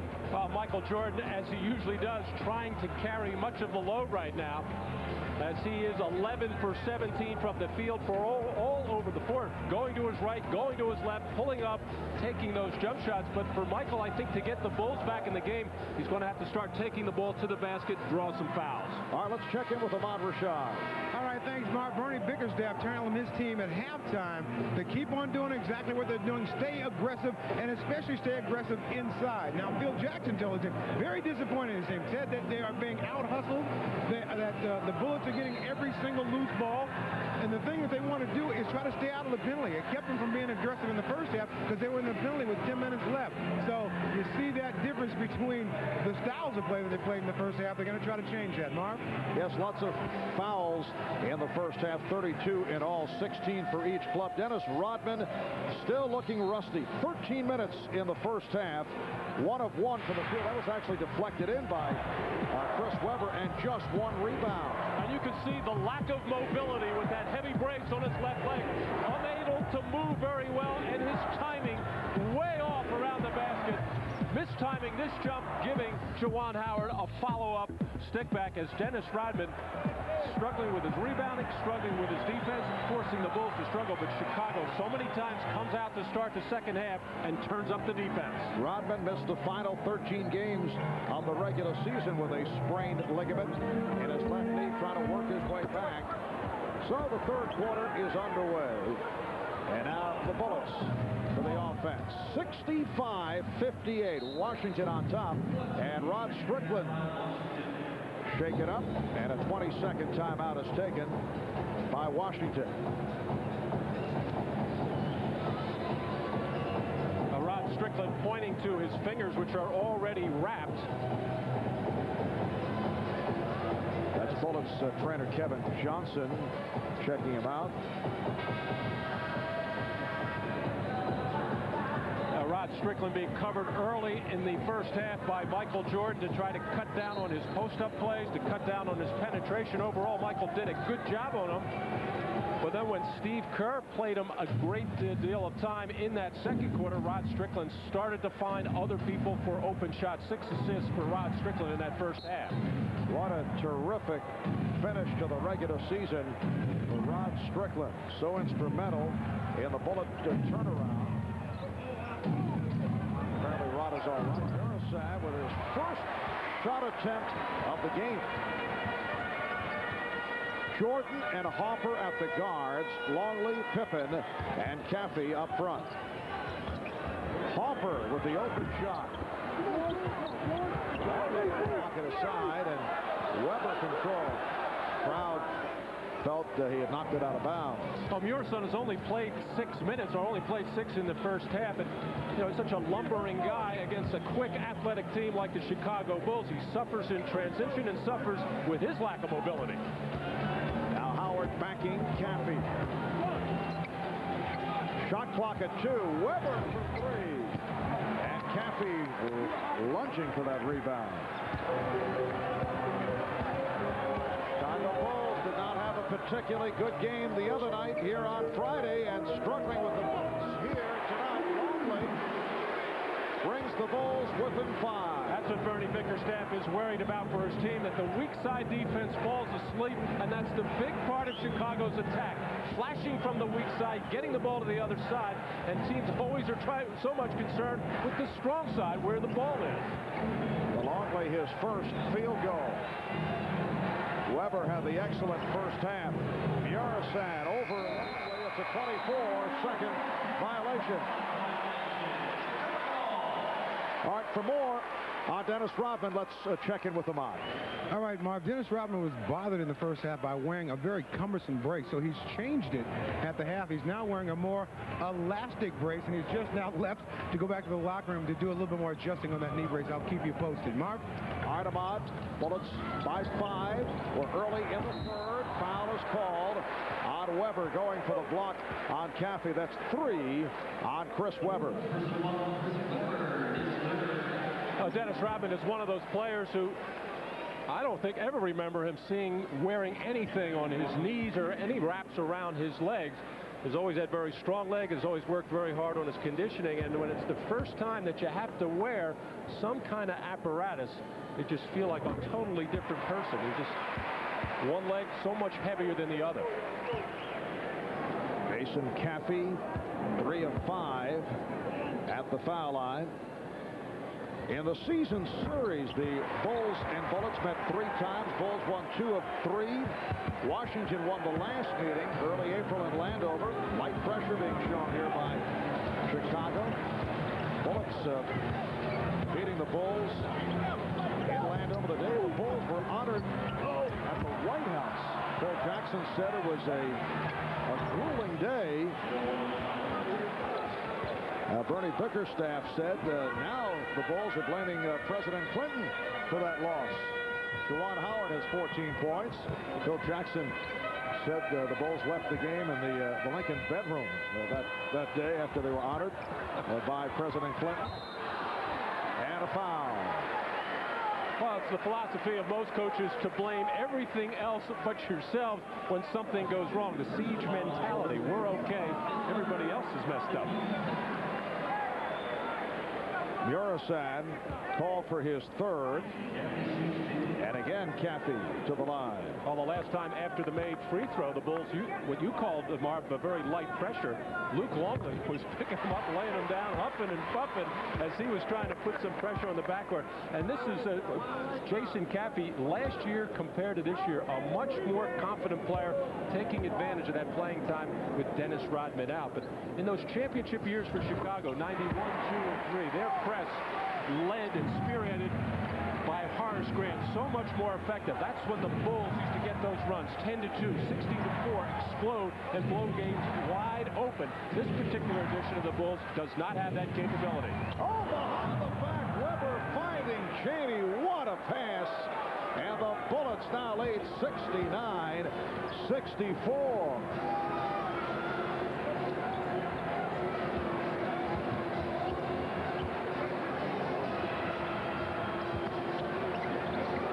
Weber defending on Longley. Urisan trying to find somebody down low as Jordan is off the mark. Weber with the save.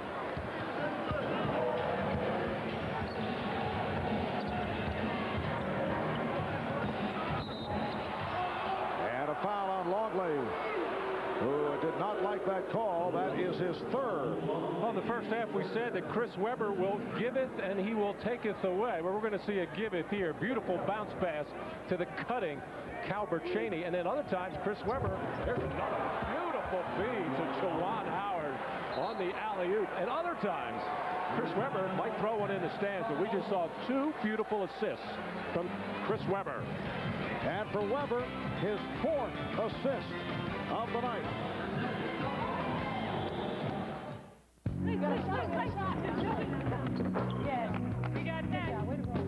My name is Spencer White.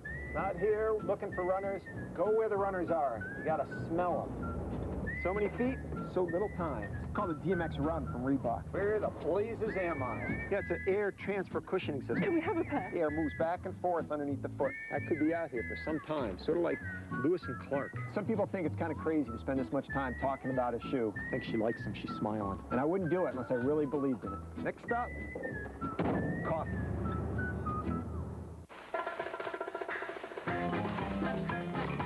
The Odyssey has a fold-away rear seat. It drives like a car.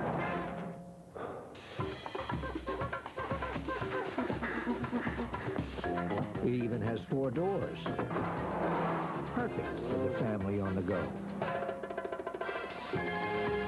It's hunting season, Ted! Hello? The Odyssey from Honda. They said imports taste better.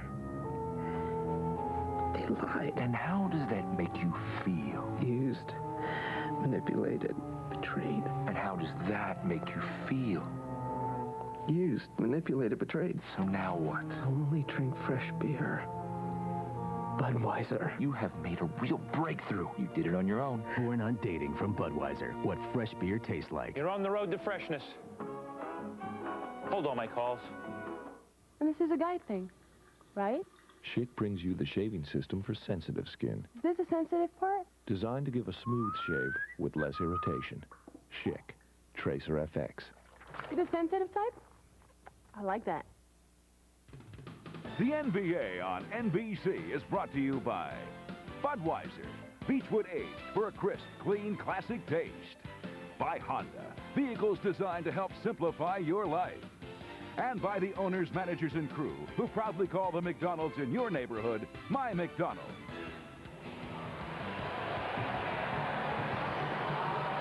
Well, Chris Weber showed us the behind-the-back bounce pass, and then on the inbound play, the hard cut by Juwan Howard, the perfect feed from Chris Weber for his 4th assist.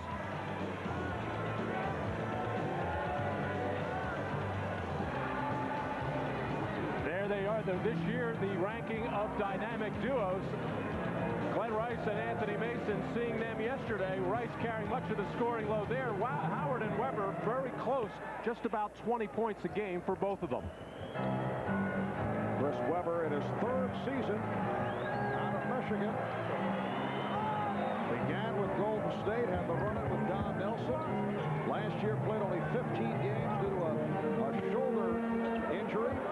Played in only 54 games the previous season. Jordan coming up short. It was deflected. And Urisan able to field it. Bullets by 7. Cheney's trying to add to that. Kept alive by Weber. Howard.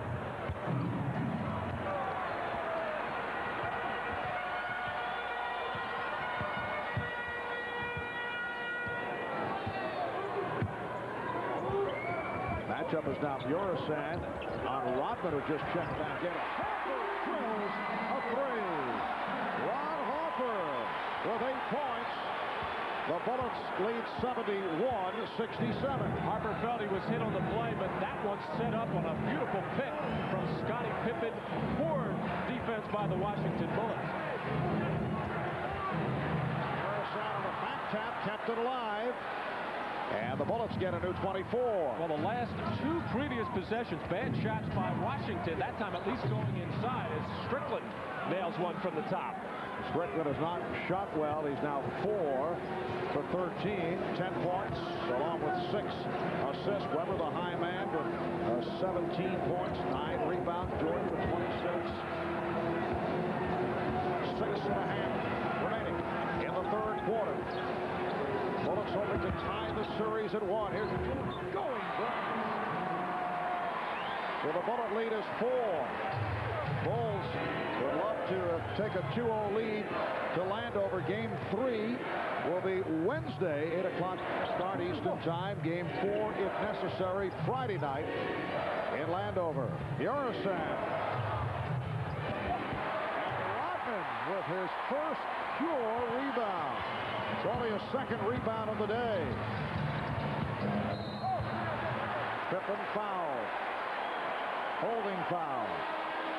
It's on Howard. Well, the Chicago Bulls starting to pick it up right now at both ends of the floor, starting to pick up some momentum. A little fake screen by Ron Harper, enabling Jordan to get the ball and just beating Calbert Chaney inside. Bernie Bickerstaff senses it, is now going to get George Murasan out of the ball game. Here's a look at all the different people that have looked at Michael Jordan. It's been mostly Calbert Chaney taking the brunt of Michael's attack.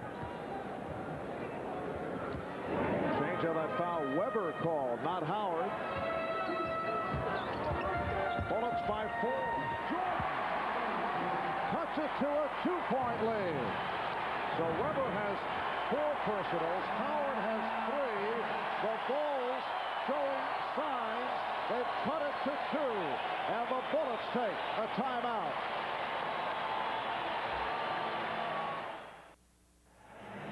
Well, moments ago, our cameras caught Phil Jackson holding this postcard of the famous Vincent van Gogh self-portrait painting. At a closer look, you'll note it right there. For more of that, let's check in with Ahmad Rashad. Ahmad?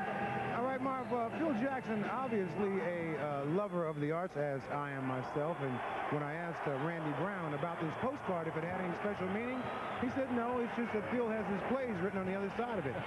Marv? Just happened to pick up a scrap of the Van Gogh self-portrait. Bullets with a 2-point lead, 5.5 remaining in the third quarter. Dennis Rodman getting this crowd excited. He comes in with his 3rd rebound. Longley. And the game is tied at 73. Ahmad Rashad also reporting at that halftime. Dennis Rodman changed the knee brace, feels much better with it. More lateral movement, playing with more confidence right now. Bulls have outscored the Bullets 15-8 in this third quarter. Chaney working hard for the shot. Dennis Rodman. And he has inspired this crowd. After the rough start, Bulls have hit their last 4 shots. Jordan.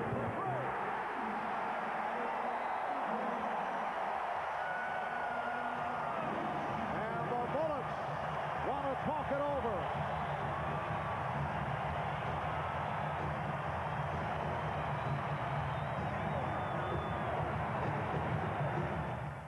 My name's Spencer White. I've been working on these shoes 4 or 5 years now. I'm going anywhere to find some runners. Oh, there's one right up ahead.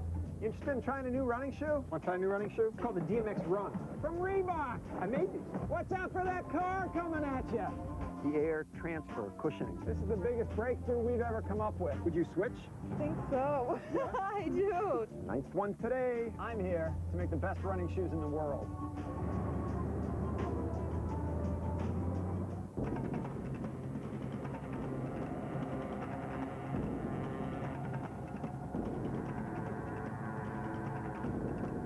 Choose one.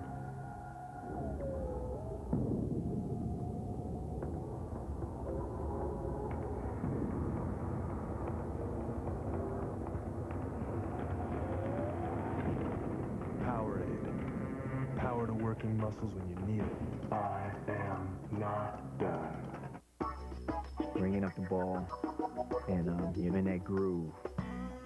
Top of the key. It's just you and your defender, and you're lulling him to sleep. Just get him off balance, you know. I put him between my legs, going left, and all his momentum is going to his right. There's nothing he can do. I'm at the basket now. How sweet was that? When it happens just right, there's no way to describe it. It just happens. Scientists believe there are 100 billion galaxies, each with hundreds of Earth-like planets. They also believe some must support alien life forms.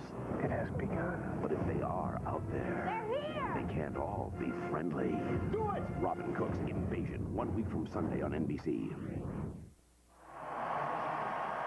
Well, midway through this third quarter, Washington starting to take some 4 quick jumpers, and now the crowd into it. Penetration by Scottie Pippen, creating the open jumper for Luke Longley. Feeling the energy from the crowd, feeling the energy from Dennis Rodman, who has come alive, getting off the floor, getting the rebound, and sending Ron Harper and Michael Jordan the other way, as Michael Jordan drops in points numbers 32 and 33. Well, Michael Jordan almost a triple-double in game 1 and having a brilliant night, 33 points on that 14 for 22. Bullets have missed 7 of their last 8 shot attempts. Chicago in the midst of a 9-0 run. Off the steal. Ron Harper sets it up. 4:20 remaining in the third. Bulls take a 3-point lead after trailing by as many as 7. Jordan trying to post up, and it's picked off on the deflection by Howard.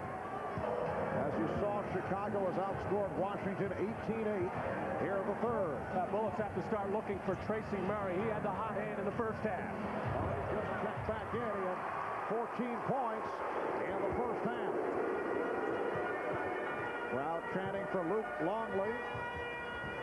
Longley getting position on Harvey Grant. Jordan over Murray. 35 for Michael Jordan.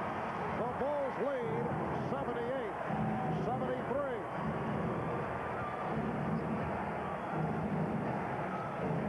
Bullets have missed their last 5, 8 of the last 9. Strickland. And the rebound handled by Harper.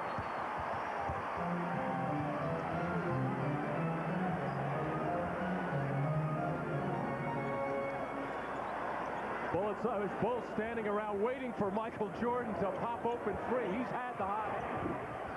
The chip by Rodman. And Dennis Rodman, a different player in the second half after struggling in the first half. Well, it's not been so much the Bulls defense. The Bullets have helped with some poor shooting, but also Dennis Rodman coming alive as Strickland called for the offensive foul.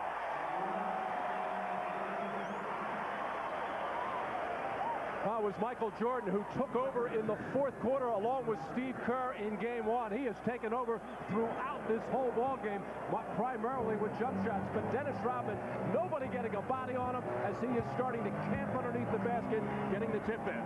13 unanswered points by the Bulls.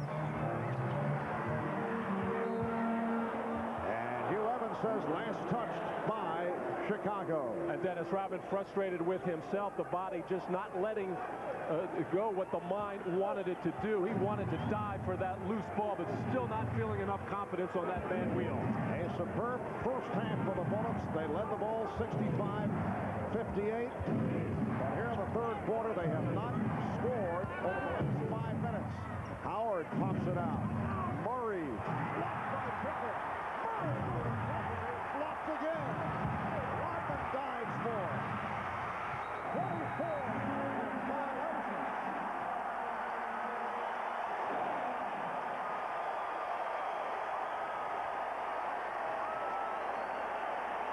Well, this is playoff defense at its best. as Tracy Murray taking it hard. Probably should have been a foul there as he was converged upon Luke Longley and Harper. And then Scottie Pippen will block the shot from behind by Tracy Murray before that play.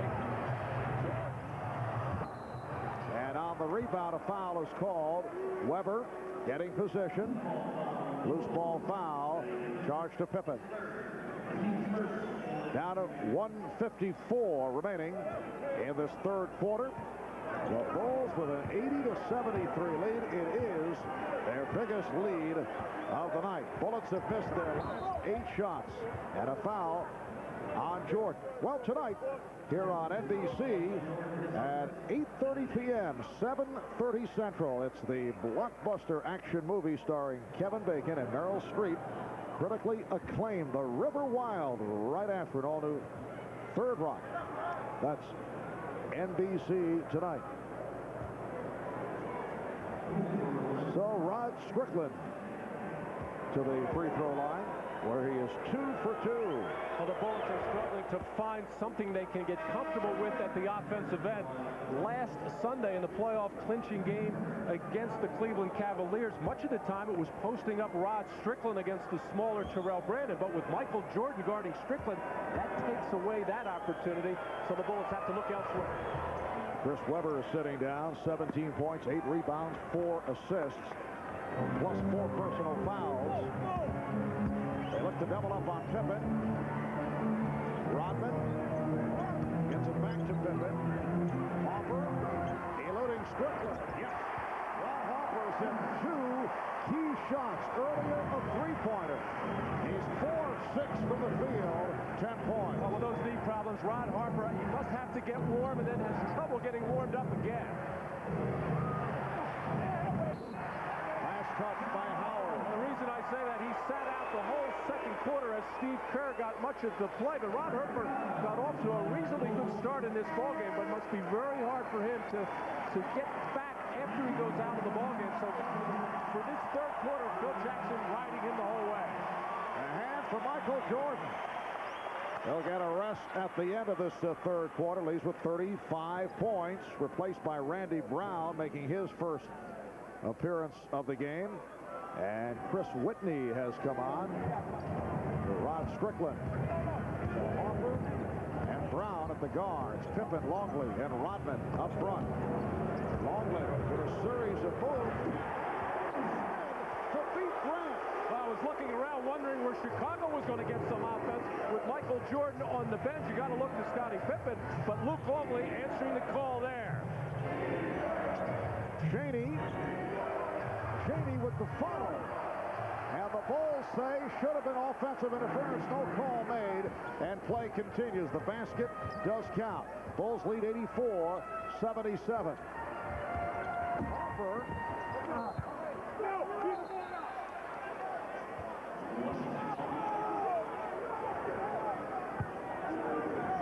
Well, here's Calbert Chaney putting the shot up, rolling just off the rim. That ball laying on the rim as I believe John Howard tipped it in.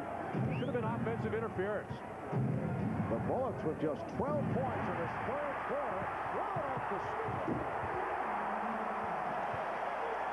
Washington with just 12 points after scoring 65 in the first half. And the Bulls now lead 86-77. The pressure continues. Whitney able to recover and found Chaney. It counts, and the foul. Well, with Michael Jordan going out of the ballgame, Phil Jackson going with a defensive group right now, coming in with Randy Brown, making Phil look very good on this play. Randy Brown, an outstanding defensive player, as it's really been defense these last 6 minutes of the third quarter. It actually started with poor shot selection by Washington, and that enabled the Bulls to get some confidence with their defense, and that's what's given them this 6-point lead. Well, Calbert Chaney finishing off the three-point play. He has 18 for the game, and the Bulls lead 86-80. Longley from deep. Howard handles the rebound at the buzzer. After 3, the Bulls turn it around here in the third, and they lead the Bullets by 6. Michael Jordan, the high point man, with 35. Will We'll be back after these messages and a word from your local station.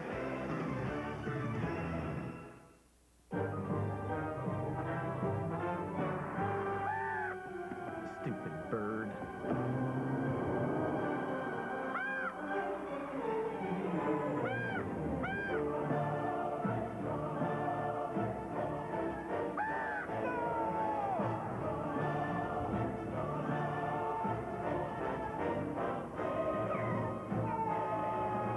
Never underestimate the bond between a Civic Coupe and its owner.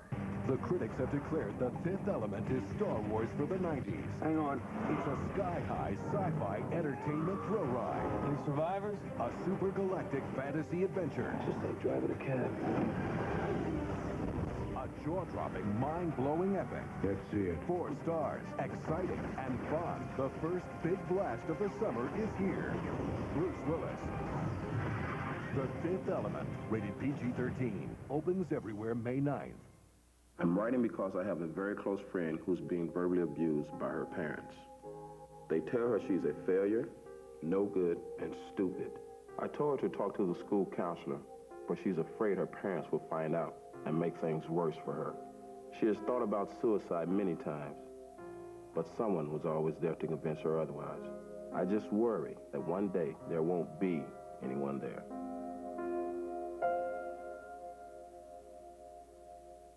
The ads say government auction, but is it the truth? Dateline Tuesday. Early one morning, they rolled into town, busting things up. 2 were lean, or were they lanky? 3 were golden brown. A couple were kinda yellow. Together, they were the Magnificent 7, all for a magnificent $2.49. Still hungry? Here comes the tremendous 12, only $3.49. Perkins, breakfast, dinner, and everything in between. Ever driven an MTD yard machine at Lowe's Home Improvement Warehouse? Well, go ahead. Sit down. You've got a 42-inch deck with mulching option, shift-on-the-go transmission. Let's hear your engine, huh? Vroom, vroom, vroom, vroom, vroom. Come on. You got 18.5 horses in there. Vroom, vroom. Sure, we're passionate about lawn and garden equipment, but we're just as passionate about low prices. Why do you think we're called Lowe's? When it comes to home improvement, Lowe's knows. Righteous Brothers. This copyrighted telecast of the National Basketball Association may not be retransmitted, reproduced, or rebroadcast without the express written consent of the NBA. We welcome you back to Chicago. Marv Albert, Matt Jukas, Ahmad Rashad. The Bulls turning things in the third quarter, outscored the Bullets 28-15 at one stretch. Washington went 6 minutes, 5 seconds without a field goal. And here are the 3 guys most significant in the third quarter. Michael Jordan overall 15 for 24, 35 points. And Dennis Rodman able to step it up several notches after the slow start and seemed to provide energy, inspire the team and the crowd. Marv, I think a lot of it started with some complacency on the part of the Bullets midway through the third quarter. Got a little bit comfortable scoring so many points in that first half, maybe underestimating the defensive prowess of Chicago, and you can never do that because once the defense got going, it's trouble. Washington just 6 of 22 shooting in the third. Strickland able to get inside. The Bulls lead by 4. They led by as many as 11. So the Bullets have come back with 7 straight points going back to the end of the third quarter. Now Jordan and Kerr at the guards. Kukoc back up front with Rodman and Brian Williams. There's Williams. Strickland with Murray to his left. Murray for 3. And Rodman handles the rebound. That is his 6th. Dennis still not jumping particularly well, still not as active as you normally see him when he's healthy, but still getting his hand on a lot of balls and starting to pull down those rebounds. Kerr used the pick to set it up for Williams. Now looking for a foul as Howard and Rodman came together. Strickland accelerates, set it up for Murray, and the foul on Williams. Brian Williams frustrated with himself for missing this open jump shot, and Dennis Rodman and Howard getting all tangled up. Dennis knocks him down, and then in a very friendly, sportsman-like gesture, Dennis Rodman picking up Juwan Howard. You're not going to see that too often. Juwan Howard, a native of Chicago, does have a good relationship with many of the Bulls. In fact, worked out in his younger days with Michael Jordan and Scottie Pippen. In fact, a couple of summers ago when Jordan was filming the motion picture Space Jam, he included Juwan Howard among the players that he'd fly in for scrimmages so he could get back in basketball shape. Howard said it was the most enriching summer school he ever attended. Here's Jordan. And he was fouled. With a minute and a half gone by in the fourth quarter. Now, earlier in the first half, we showed you this statement from Bulls chairman Jerry Reinsdorf regarding the future of Michael Jordan.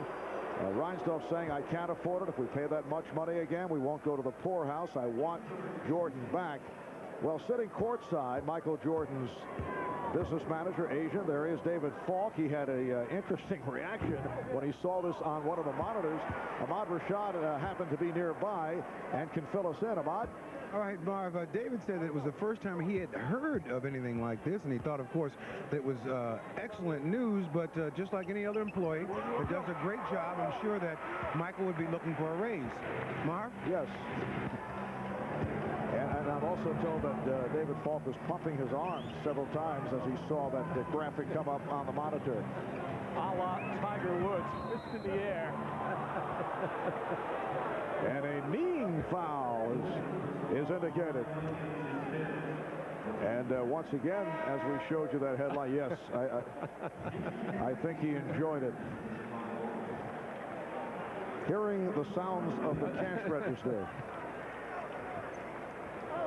Foul was called on Brian Williams, number 5. And a blocking foul on Dennis Rodman. That is his third. And right away, Michael Jordan right over to pick Dennis up and stay somewhat between him and the official. Dennis Rodman already has one technical foul, but Dennis Rodman still not moving like he normally does, but just getting obviously moving on that play, trying to pick up another foul on Chris Webber, who has 4. And Steve Kerr with the rebound. A host of fouls have been called, 44 in all. So it's been a very slow-paced ball game. Kukoc for 3, and he is fouled. With 9:57 remaining.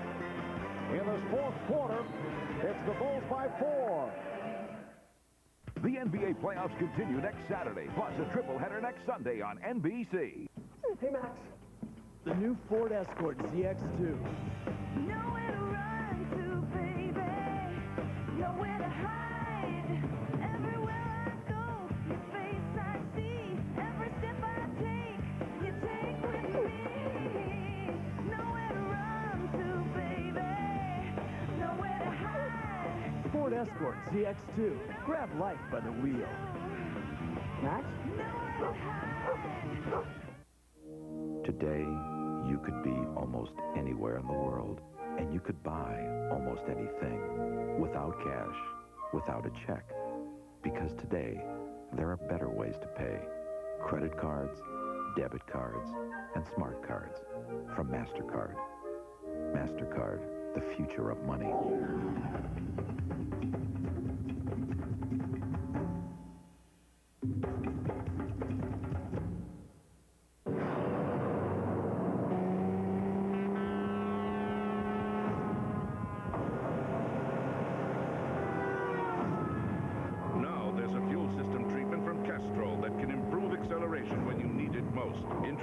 Castrol Syntec Power System with unique synthetic cleansers that reduce carbon deposits and can improve acceleration in today's advanced cars.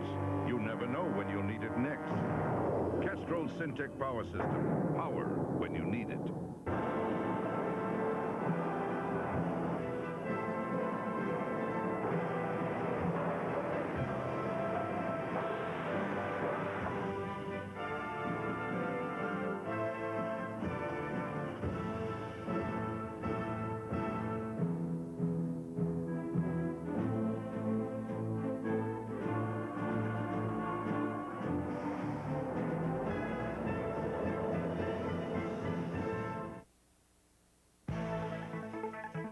Miller Genuine Draft presents a classic moment of the NBA at 50.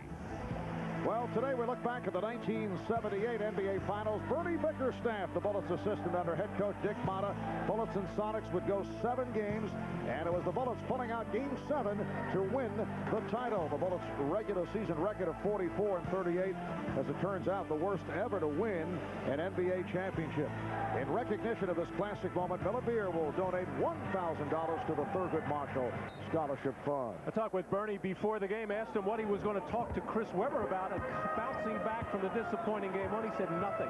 He's a smart young man. He'll figure this out for himself, and Chris Webber has. 7 for 11 from the field, 17 points, 10 rebounds, 4 assists, a couple of blocked shots, and a steal. Chris Webber having a fine game. Jaren Jackson called for that foul. That is his 3rd.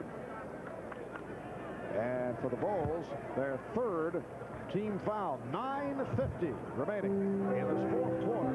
Bulls 88 and the Bullets 84. Earlier today on NBC, the Miami Heat with another convincing victory over the Orlando Magic. Michael Jordan with 39 points. So Miami up 2-0 in that best of 5. And the Lakers also make it to 2-0 as they defeat Portland 107-93. Rasheed Wallace with 20 points, but Shaquille O'Neal with another strong ball game. Well, Chris Webber now 7 of 12 from the field, has not scored in the second half. I spent some time on the bench in that second quarter, starting to drift again and float on that perimeter. He's got to start hanging around the basket where he can do a lot of damage. Michael Jordan working on Jaren Jackson, a good defensive player. A little change of pace move and the fadeaway that he has really developed the last couple of years since coming back from baseball. He just feels so comfortable with that shot, and it's a difficult shot because you're shooting as you're moving. It's difficult enough to shoot when you jump straight up in the air, but Michael Jordan just has such a terrific touch with that shot. Look at this career playoffs for Michael Jordan. 140 games, 34 points, all-time NBA leader in scoring. Michael Jordan really does the job in the playoffs, as you would expect. He is 8 for 8 at the line, 41 points in all. The Bulls 92 and the Bullets 84. Webber handling against Rodman. Now Jordan back defending Strickland. Shot clock at 6. Strickland stripped by Rodman. Here is Jordan.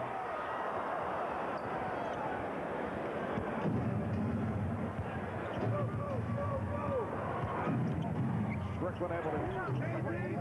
He's been off. And for Rodman, rebound number 7. Well, the ball has been put in Ron Strickland's hands to make good decisions. Previous possession tries to post up Michael Jordan, not a good idea, and then rushes the jump shot against Steve Kerr. Nice pass, but Caffey had stepped out of bounds. He actually came from out of bounds to handle that pass. Bernie Bickerstaff trying to help his team get into some kind of a play. They're going to run with baseline screens again, either trying to free up Tracy Murray or Calbert Cheney coming off the baseline. Murray putting the move on Kukoc. Kukoc with the block.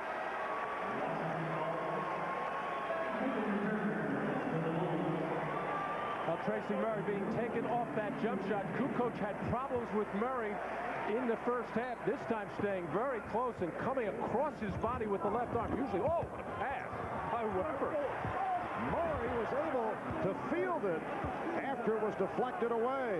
Oh, Webber with a spectacular jump pass at one end. He has connected on a couple of 3 now beautiful passes, but he's have to throw one in the stands. Bulls 92, Bullets 86. Beautiful lead from Pippen, but Kukoc blew the layup.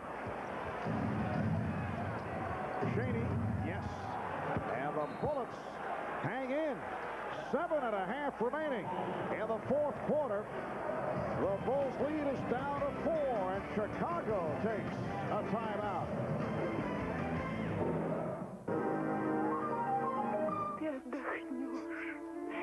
Мы снова будем счастливы. Будем жить долго, долго. Как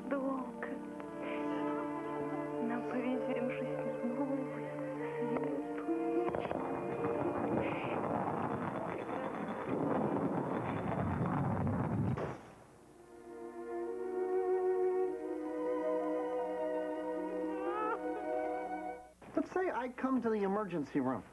I'll assess your condition, and if your injury is severe enough, our goal is to take care of you immediately. And if my injury is less severe?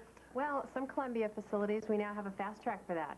Wow, that means you really can get quicker service with less waiting than before. That's right. This would be really good for restaurants, you know, really hungry people this way, kind of hungry people that way. Just a thought.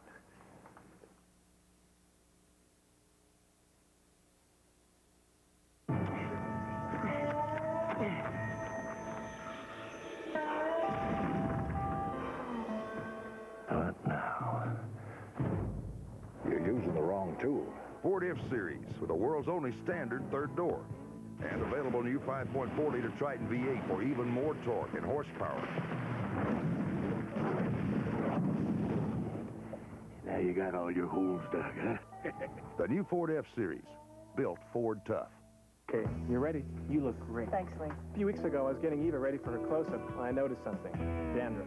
Regular shampoos just rinse flakes away. Head & Shoulders helps prevent flakes from even forming. You see the difference? Head & Shoulders, because great hair can't have flakes. The NBA on NBC is brought to you by the Ford F-150. Strength after strength after strength. By Fizz, the new cellular phone from Philips Magnavox. And by Miller Genuine Draft, who reminds you it's time for a good old macro brew. On a previous possession, underneath out of bounds, Chris Webber coming over to center screen for Juwan Howard. Going to jump in the air, already having eye contact with Tracy Murray. On the high pass, one hand inside to Murray, although he fumbled it and just had such good position, able to get it up and in. 7.5 remaining in the fourth quarter. The Bulls led by as many as 11. They came from behind. They were trailing most of the way, down by as many as 7. But the Bullets are within 4. Trying to tie the series at 1. Chicago looking to go up 2-zip. We haven't seen that move in some time. Going baseline and extending. Michael Jordan with 43 points, and the Bulls lead by 6.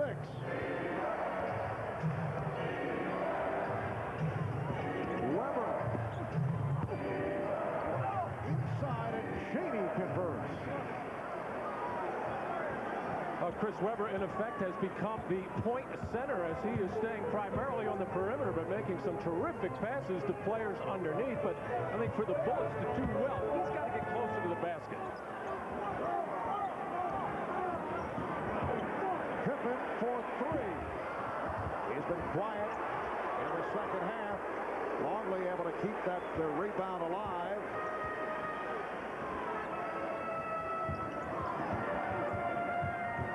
Pippen picked up by Howard.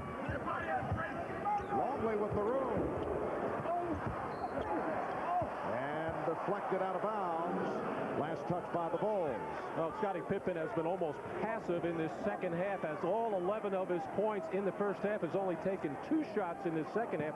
Does have 7 rebounds and 4 assists, but it's been the Michael Jordan show. A lot of Chicago Bulls standing around deferring and watching Michael do his thing. In fact, Matt Pippen and Kukoc have not scored in the second half. Longley with the block. And the Bulls on the open floor. Pippen knocked away. Howard slowed it down. Here's Jordan. Rebounded by Cheney. 4-point Chicago lead with 5:40 remaining in the fourth. Oh, Webber with the stroke from downtown. So Chris Webber cuts it to a 1-point lead.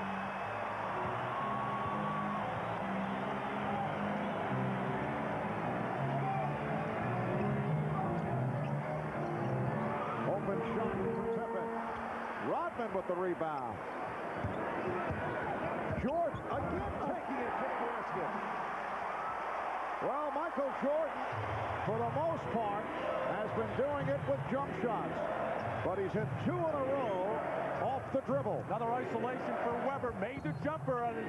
Yeah, the pretty good idea. They're able to draw out Longley this time, trying to take him to the basket. But Michael Jordan here working against the taller, slower Juwan Howard, able to get the step and the explosive finish on the throwdown, getting by Juwan Howard. No weak side help defensively. And that is a critical call. It's number 5 on Chris Webber. Well, I've been calling for Chris Webber to get around the basket, drive the basket much more. He must know a lot better. He has done most of his damage on the outside here, because once he puts the ball on the floor, he is so often out of control. But he just looks so comfortable outside. He made the three-pointer, has made a lot of passes. But with that size and ability to get up on the glass, he has to mix it up and get some balance. A moment ago, hit the 3, his first points of the second half. He had 17 at halftime, now has 20. 4:50 to go in this fourth quarter. Timeout has been taken, and the Bulls by 3. Michael Jordan, 45 points during the regular season. He has hit for 40-plus on 8 occasions. His season high and the NBA season high, 51. Well, Tracy Murray just doesn't have a chance on the perimeter against Michael Jordan. Just does not have the ability to bend those knees. And you see opening up the middle for Michael Jordan. Rod Strickland too late getting over. And Michael Jordan exploding again. Not with the dunk, but just able to flip it over Chris Webber.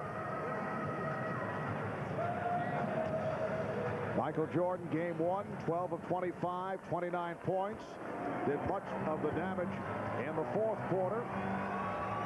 And 45 and counting here tonight is all-time playoff high, 63 against the Boston Celtics, April of '86. Jordan with the take. Yes. Make it 47 for Jordan. And the Bulls lead 98-93. Bullets not double teaming. Rod Strickland stayed at home with the dangerous Kerr on the perimeter, and that let Jordan work on Chaney. Webber had it knocked loose. And Pippen controlling the dribble.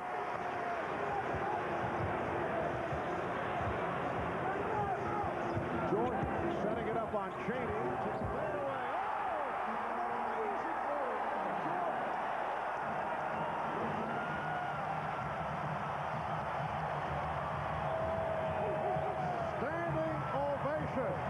From this capacity crowd in Chicago.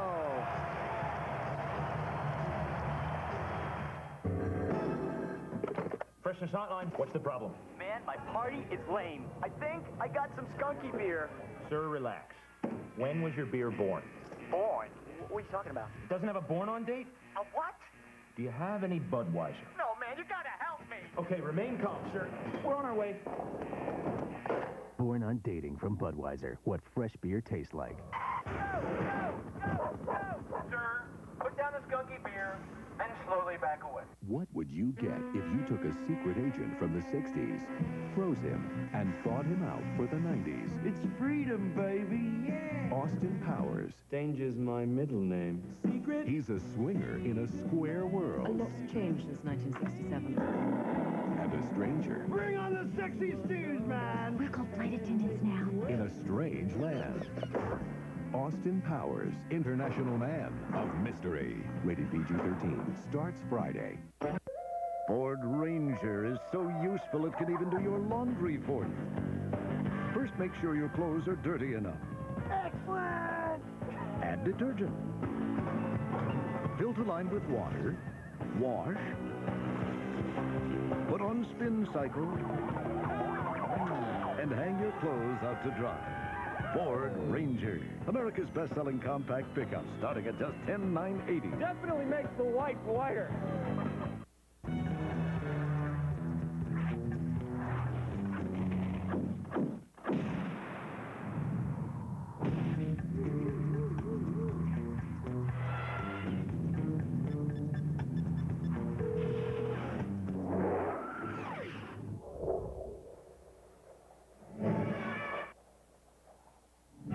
When you really need a phone, this is the phone you need.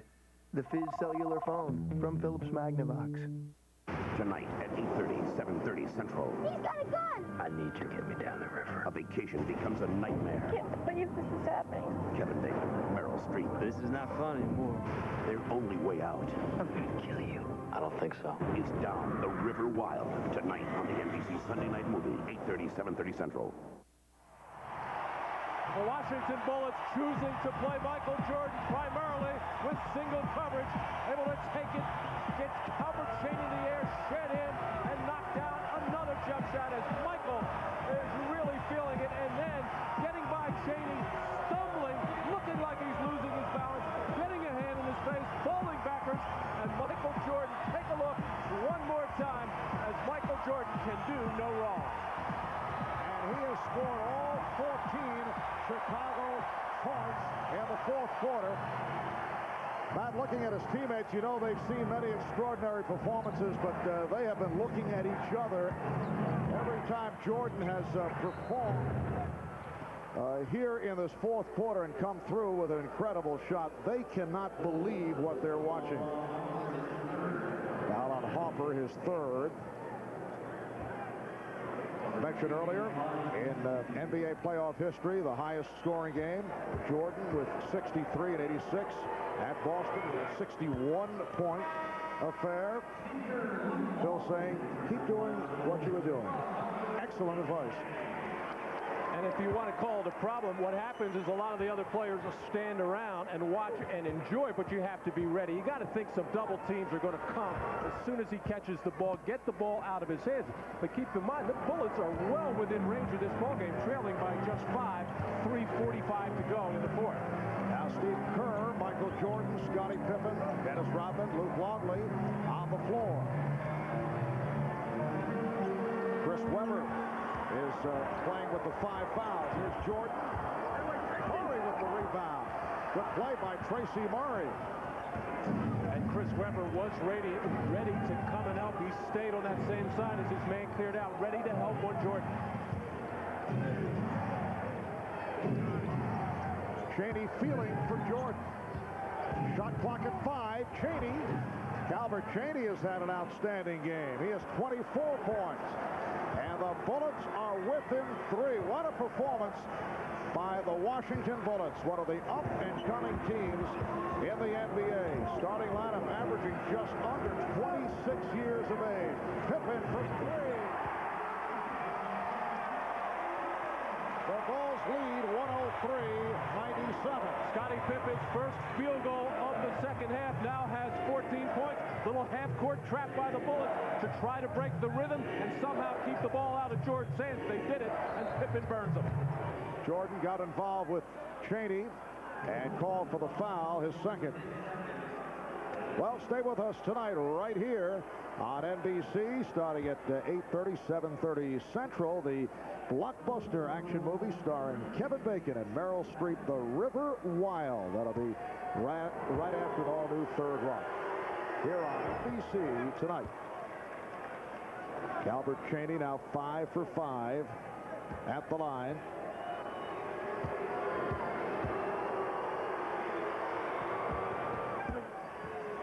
Game 3 of this best of 5 Eastern Conference first round series will shift to the Washington area in Landover on Wednesday. The tip missed by Longley. It's a 4-point Chicago lead with 2 minutes and 15 seconds remaining in the fourth. Strickland backing Kerr. Webber shaking off Longley, setting up for Murray.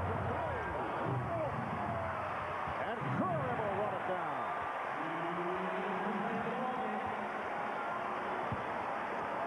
Once again, the half-court trap by Washington. They've kept the ball out of Jordan's hands as far as getting in the scoring area in the last 2 times. Michael Jordan with 49 points. He's had 7 playoff games of 50-plus or more.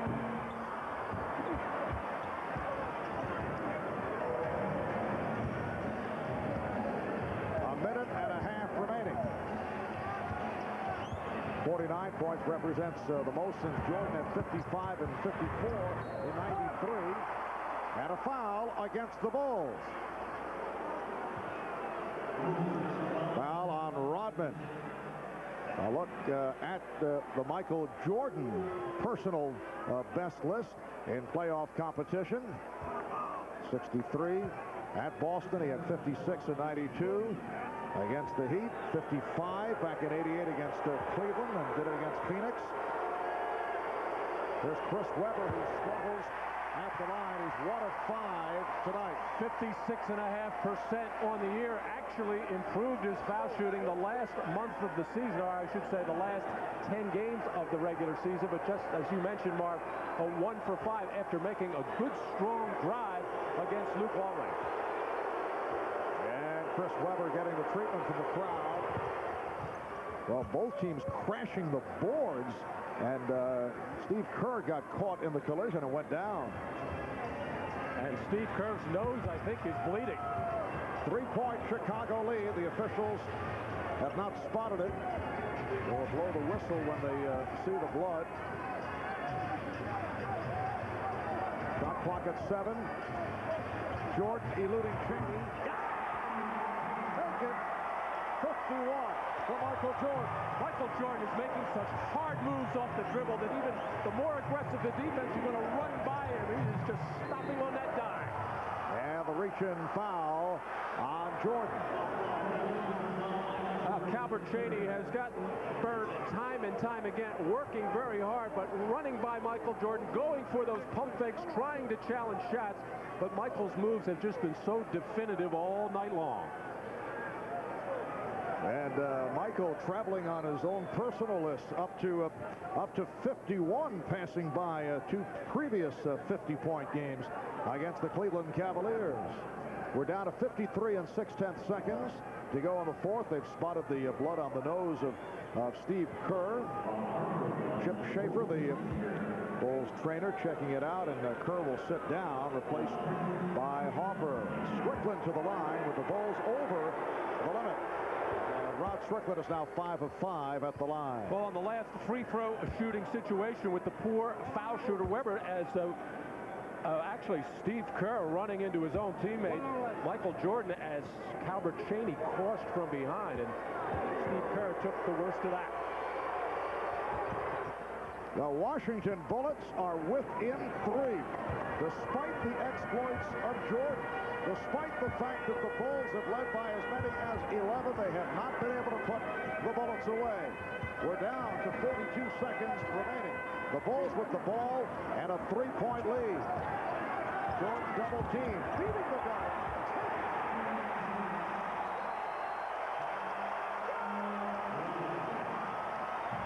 .53 for Jordan. The Bulls lead by 5, and the Bullets call for time.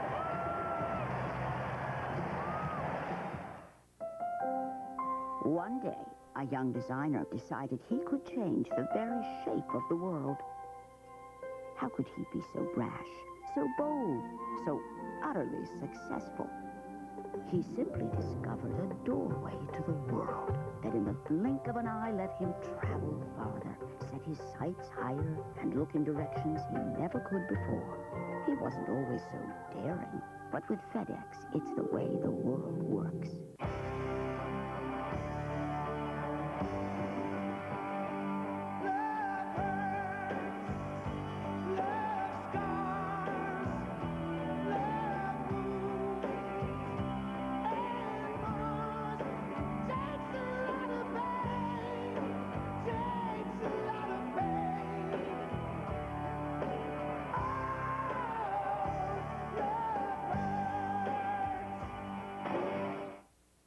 Tough is. It's the wide open spaces of the world's only standard third door. What Tough does. What Tough is. It's the biggest box and the highest maximum V8 payload. What Tough does. Tough is what Tough does. The new Ford F-150, Motor Trend Truck of the Year, built Ford Tough. I've got a problem. I love to read. So when I start a good book, I can't put it down. It doesn't matter what I'm doing. I have to keep reading. Then as soon as I finish, I can't wait to start the next one. I better get started.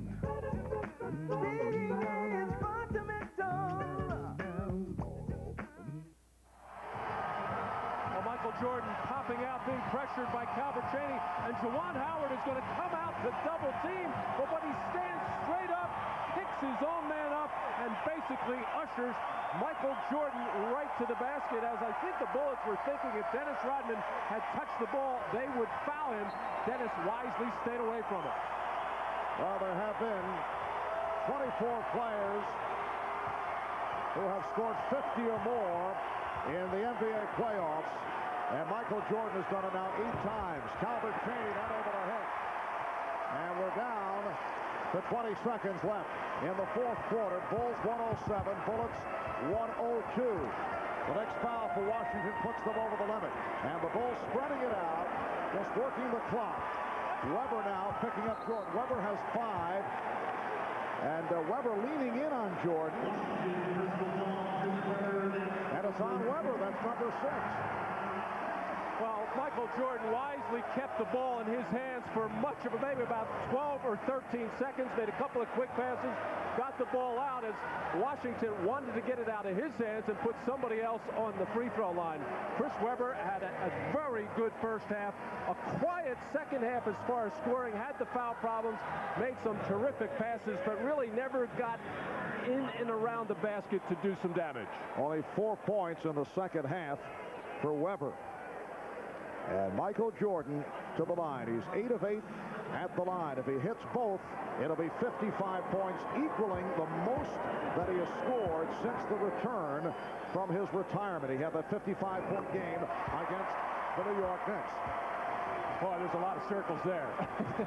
The red ones are the good ones. You can see that. Michael Jordan did it all over the place. Bullets do not have any timeouts remaining.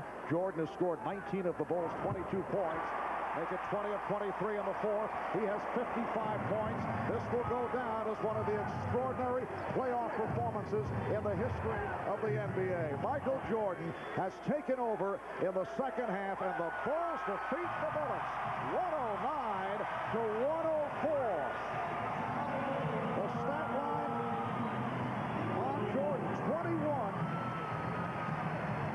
Make it 22 of 35 from the field, 9 of 9 from the line, for 55 points. And Chicago goes up 2-0 in the best of 5. Let's go to Ahmad with Michael Jordan. Michael, you put on a virtual scoring clinic here today, but the Bullets did not go away.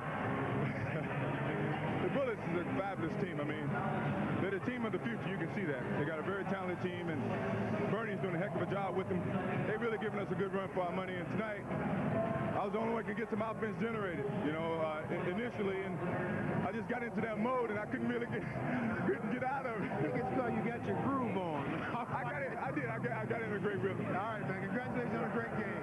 Back to you, Marv. All right, Ahmad got into the mode, couldn't get out of it for 55 points. Again, the final score, the Bulls 109 and the Bullets 104. Coming up next here on NBC, it's an all-new Third Rock from the Sun, and then Kevin Bacon and Meryl Streep star in the action movie The River Wild. For Matt Dukas and Ahmad Rashad, I'm Marv Albert from Chicago. The NBA, the NFL, Major League Baseball, Notre Dame football, the PGA Tour, Wimbledon, the USGA Championships, and the 2000 and 2002 Olympic Games, all on America's sports leader, NBC.